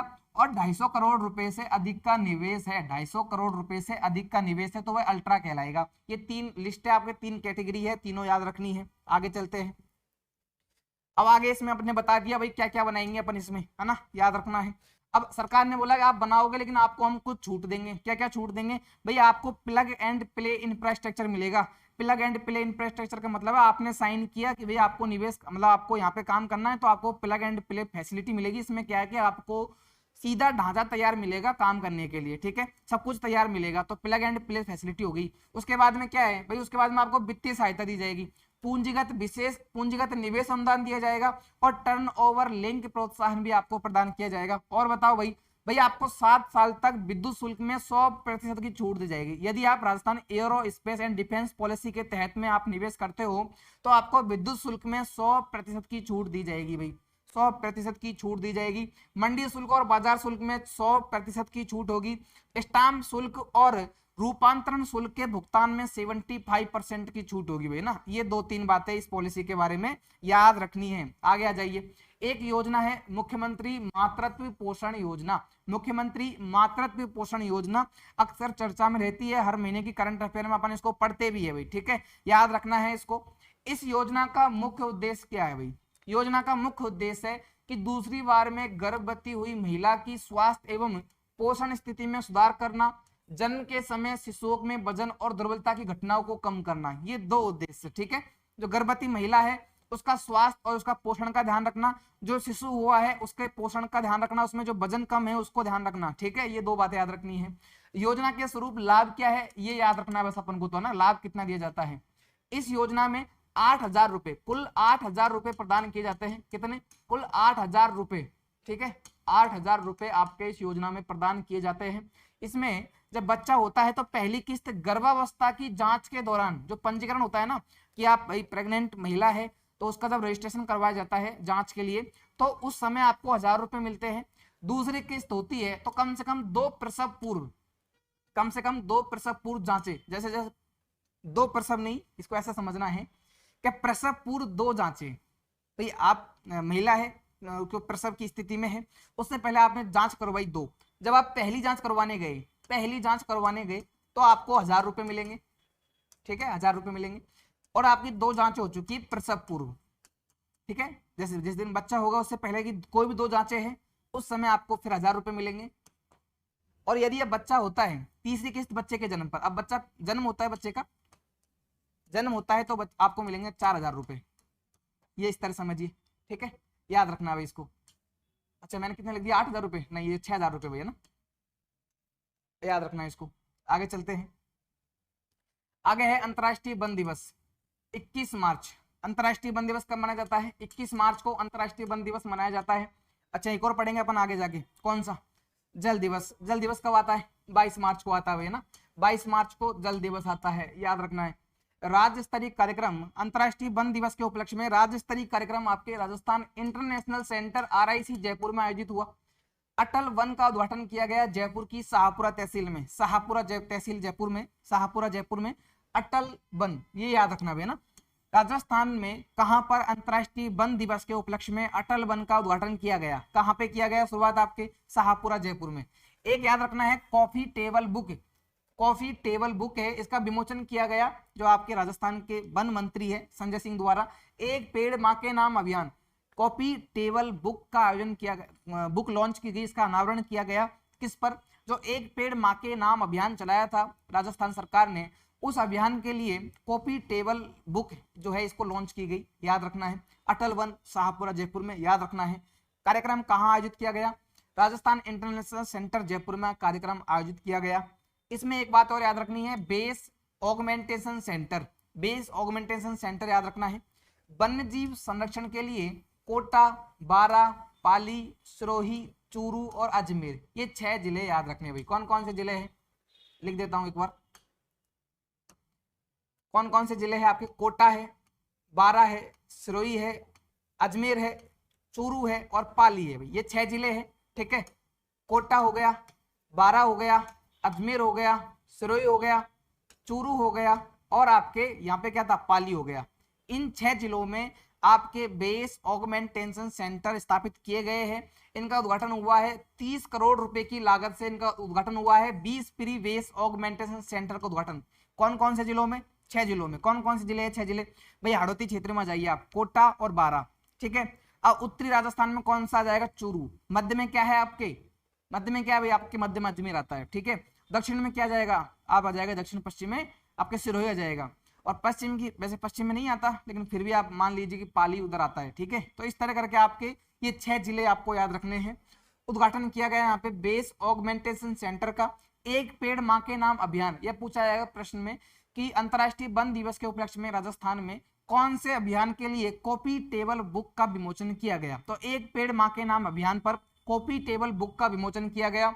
अटल वन कहां पर बना? शाहपुरा जयपुर में बना, RIC जयपुर में इसका आपके संचालन किया, इसका जो राज्य स्तरीय कार्यक्रम है वो आयोजित किया गया। उसके बाद में एक और योजना है श्री अन्नपूर्णा रसोई योजना। क्या नाम है योजना का? योजना का नाम है श्री अन्नपूर्णा रसोई योजना। भाई याद रखनी है इसको, बहुत बार प्रश्न आता है यहाँ से, है ना। राजस्थान सरकार द्वारा लक्ष्य अंत्योदय, प्रण अंत्योदय, पथ अंत्योदय के संकल्प को साकार करने के लिए, या फिर लक्ष्य अंत्योदय, प्रण अंत्योदय, पथ अंत्योदय के लक्ष्य को साकार करने के लिए, या फिर इस लक्ष्य पर आधारित योजना जो आपके पहले चल रही थी इंदिरा रसोई योजना, उसी का नाम चेंज करके क्या रख दिया गया है, श्री अन्नपूर्णा रसोई योजना। तो याद रखनी है भाई, श्री अन्नपूर्णा रसोई योजना। इसको जब 6 जनवरी 2024 को नाम परिवर्तित किया गया तो प्रदेश के सभी 240 नगरीय निकायों में 1000 रसोइयों के माध्यम से इसका संचालन सुनिश्चित किया जाएगा, ऐसा कहा था। क्या कहा था कि 1000 रसोई कहां पर, नगरीय निकायों में। 240 सभी, उस टाइम 240 नगरीय निकाय थे, अब ज्यादा हो चुके हैं, तो सभी 240 नगरीय निकायों में 1000 रसोइयों का संचालन किया जाएगा, ऐसा कहा था। लेकिन वर्तमान में 230 नगरीय निकायों में 992 अन्नपूर्णा रसोइयां संचालित की जा रही है। ये ऑफिशियल डाटा है, सुजस का डाटा है, तो डाटा पे आपको डाउट नहीं करना है, ठीक है, डाटा पे डाउट नहीं करना है। तो 992 अन्नपूर्णा रसोइयां वर्तमान में चल रही है। हालांकि कहा ऐसा था कि 1000 रसोइयां चलेगी। इसमें आपके लाभार्थी को 8 रुपए में शुद्ध भोजन मिलेगा, जिसमें राज्य सरकार 22 रुपए वहन करेगी। पहले अपन 20 रुपए पढ़ते थे, अब सरकार 22 रुपए प्रति थाली वहन करेगी, ठीक है।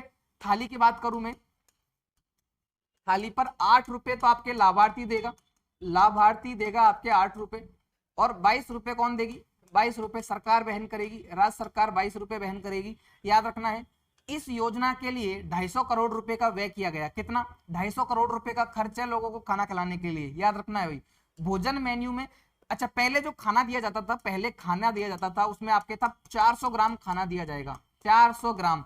अब ये बदल दिया गया, अब वर्तमान में राजस्थान में इंदिरा रसोई योजना का जो परिवर्तित रूप है, श्री अन्नपूर्णा रसोई योजना के तहत 600 ग्राम भोजन दिया जाता है। कितना, 600 ग्राम भोजन। याद रखना भाई, 600 ग्राम भोजन दिया जाता है, जिसमें 300 ग्राम चपाती है, 100 ग्राम दाल है, 100 ग्राम सब्जी है, 100 ग्राम चावल या मिलेट्स, जिसको आप श्री अन्न खिचड़ी बोलते हैं, ठीक है। तो और फिर आपके अचार हो गया, 100 ग्राम चावल, 100 ग्राम सब्जी, 100 ग्राम दाल हो गए 300 ग्राम, और 300 ग्राम के आपके चपाती हो गई, 600 ग्राम हो गया, है ना।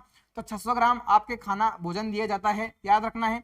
अब बात करें थाली की संख्या, मैं वापस से बोल रहा हूं कि शुरू में जब आपके शुरू की गई योजना का नाम चेंज किया गया तो ऐसा कहा कि शहरों में 240 आपके जो शहरी निकाय है, तो 240 शहरी निकायों में 1000 रसोइयां संचालित की जाएगी, ठीक है। लेकिन वर्तमान में 992 रसोई संचालित की जा रही है, और 230 नगरीय निकायों में ये योजना वर्तमान में चल रही है, ठीक है। बात करूं मैं मार्च की, और उसके बाद में दूसरी बात क्या है, जो इसमें खाना दिया जाता है, जो भोजन दिया जाता है, पहले 400 ग्राम खाना होता था, अब वो 600 ग्राम खाना दिया जाता है। याद रखना है उसमें आपके 600 ग्राम खाने में जो 8 रुपए है, 8 रुपए जो लाभार्थी है होगा वो वहन करेगा, और 22 रुपए राजस्थान सरकार वहन करेगी।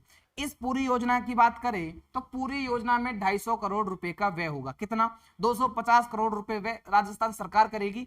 नगर निगमों में बात करें थाली की संख्या, तो नगर निगम में जो बड़ा स्तर होता है नगर निगम, तो नगर निगम के स्तर पर 200 थाली आपके सुबह और शाम, मतलब 400 थाली एक दिन की आपके वितरित की जाती है, ठीक है। नगर परिषद की बात करें तो नगर परिषद में 100 थाली आपके वितरित की जाती है, 100 थाली दोपहर के समय और 100 थाली शाम के समय। फिर बात करें नगर पालिका की, तो नगर पालिका में 100 थाली दोपहर के समय और 100 थाली आपके शाम के समय वितरित की जाती है। ये थालियां याद रखना भी, ठीक है। उसके बाद में आपके है राजीविका द्वारा centre for micro finance Jaipur के साथ में वापस से आपके एमओयू आ चुका है, मध्य में एमओयू किया गया, मैं बता चुका हूं एमओयू क्या होता है। और राजीविका का एमओयू जब भी आपके होता है परीक्षा में, हमेशा वहां से प्रश्न बनता है, क्योंकि राजीविका ऐसी संस्था है जो आपके जो सेल्फ हेल्प ग्रुप्स है, जिनको वर्तमान में सरकार प्रोत्साहन दे रही है कि भाई सेल्फ हेल्प ग्रुप्स का विकास होना चाहिए, महिलाओं की आजीविका बढ़े, तो महिलाओं के क्षेत्र में आपके जो सेल्फ हेल्प ग्रुप जो होती है संस्था है, ये काम करती है, तो राजीविका उनको प्रोत्साहन कर देती है। तो centre for micro finance Jaipur, इसलिए आपके इनके साथ में समझौता किया गया, एमओयू किया गया कि जो महिलाओं से संबंधित उनके पोषण को लेकर, उनके स्वास्थ्य को लेकर जो योजनाएं चल रही है, तो वहां वित्त की सुविधा उनको आसानी से मिल जाए, उसके लिए आपने इनके साथ में एमओयू किया है ना। तो राजीविका का एमओयू है, तो परीक्षा में जरूर आएगा। आपकी जो स्कूली वैकेंसीज होती है, जैसे फर्स्ट ग्रेड का हुआ, सेकंड ग्रेड का हुआ, यहाँ तो प्रश्न इस तरह के बनते हैं, लेकिन कभी कभार और भी परीक्षाओं में यहाँ से प्रश्न बनता है भाई।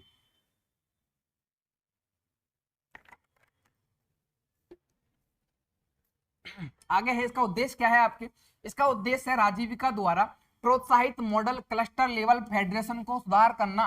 कौन सा मॉडल है, राजीविका द्वारा प्रोत्साहित मॉडल कौन सा है, क्लस्टर लेवल फेडरेशन।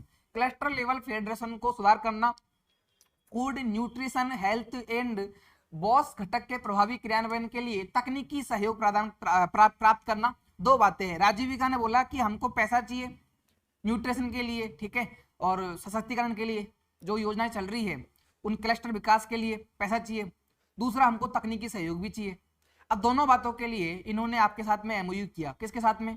जो आपके क्या नाम है इसका, centre for micro finance, centre for micro finance के साथ में आपके राजीविका ने राजस्थान राजीविका नाम क्या है, राजस्थान ग्राम आजीविका मिशन जो है, इसने आपके समझौता किया है भाई, ठीक है, याद रखना है इसको। उसके बाद में राजीविका की राज्य मिशन निदेशक कौन है आपकी? श्रीमती नेहा गिरी। राजस्थान में जो राजीविका है, राजीविका की राज्य मिशन की निदेशक कौन है? श्रीमती नेहा गिरी। और सेंटर फॉर माइक्रो फाइनेंस की कार्यकारी निदेशक कौन है? श्रीमती मलिका श्रीवास्तव। श्रीमती मलिका श्रीवास्तव के द्वारा यह हस्ताक्षरित किया गया, याद रखना है।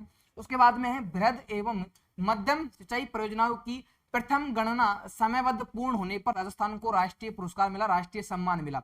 जो आपके बृहद एवं मध्यम सिंचाई परियोजना होती है भाई, सिंचाई परियोजना तीन प्रकार की होती है, सूक्ष्म सिंचाई परियोजना, मध्यम सिंचाई परियोजना और दीर्घ जो बड़ी सिंचाई परियोजना होती है, ठीक है। तो सूक्ष्म जो आपके लघु बृहद एवं मध्यम सिंचाई परियोजनाएं होती है, बृहद एवं मध्यम, सूक्ष्म इसमें शामिल नहीं है, तो उनकी गणना समय पर पूर्ण करने के लिए राजस्थान को सम्मानित किया गया है। और ये जो आपके आयोजन किया गया डॉक्टर अंबेडकर इंटरनेशनल सेंटर में इसका आयोजन किया गया। और विश्व जल दिवस पर, विश्व जल दिवस कब आता है आपके? 22 मार्च को, ठीक है, 22 मार्च को ये सम्मान मिला राजस्थान को, ठीक है। इससे पहले अपन एक और सम्मान पढ़ चुके हैं राजस्थान गैस लिमिटेड को, उनको भी आपके गोल्डन कौन सा अवार्ड मिला था आपके राजस्थान को? डायमंड अवार्ड मिला है, ठीक है। गैस वाली इंडस्ट्री में आपको गोल्डन अवार्ड मिला है क्योंकि आपने नवाचार और जो आपके मदर सेंटर होते हैं, मदर स्टेशन होते हैं गैस के, उनमें वितरण के लिए नवाचार किया और आईओटी सेवाओं के लिए आपको पुरस्कार मिला। कौन सा पुरस्कार मिला? डायमंड अवार्ड, ठीक है।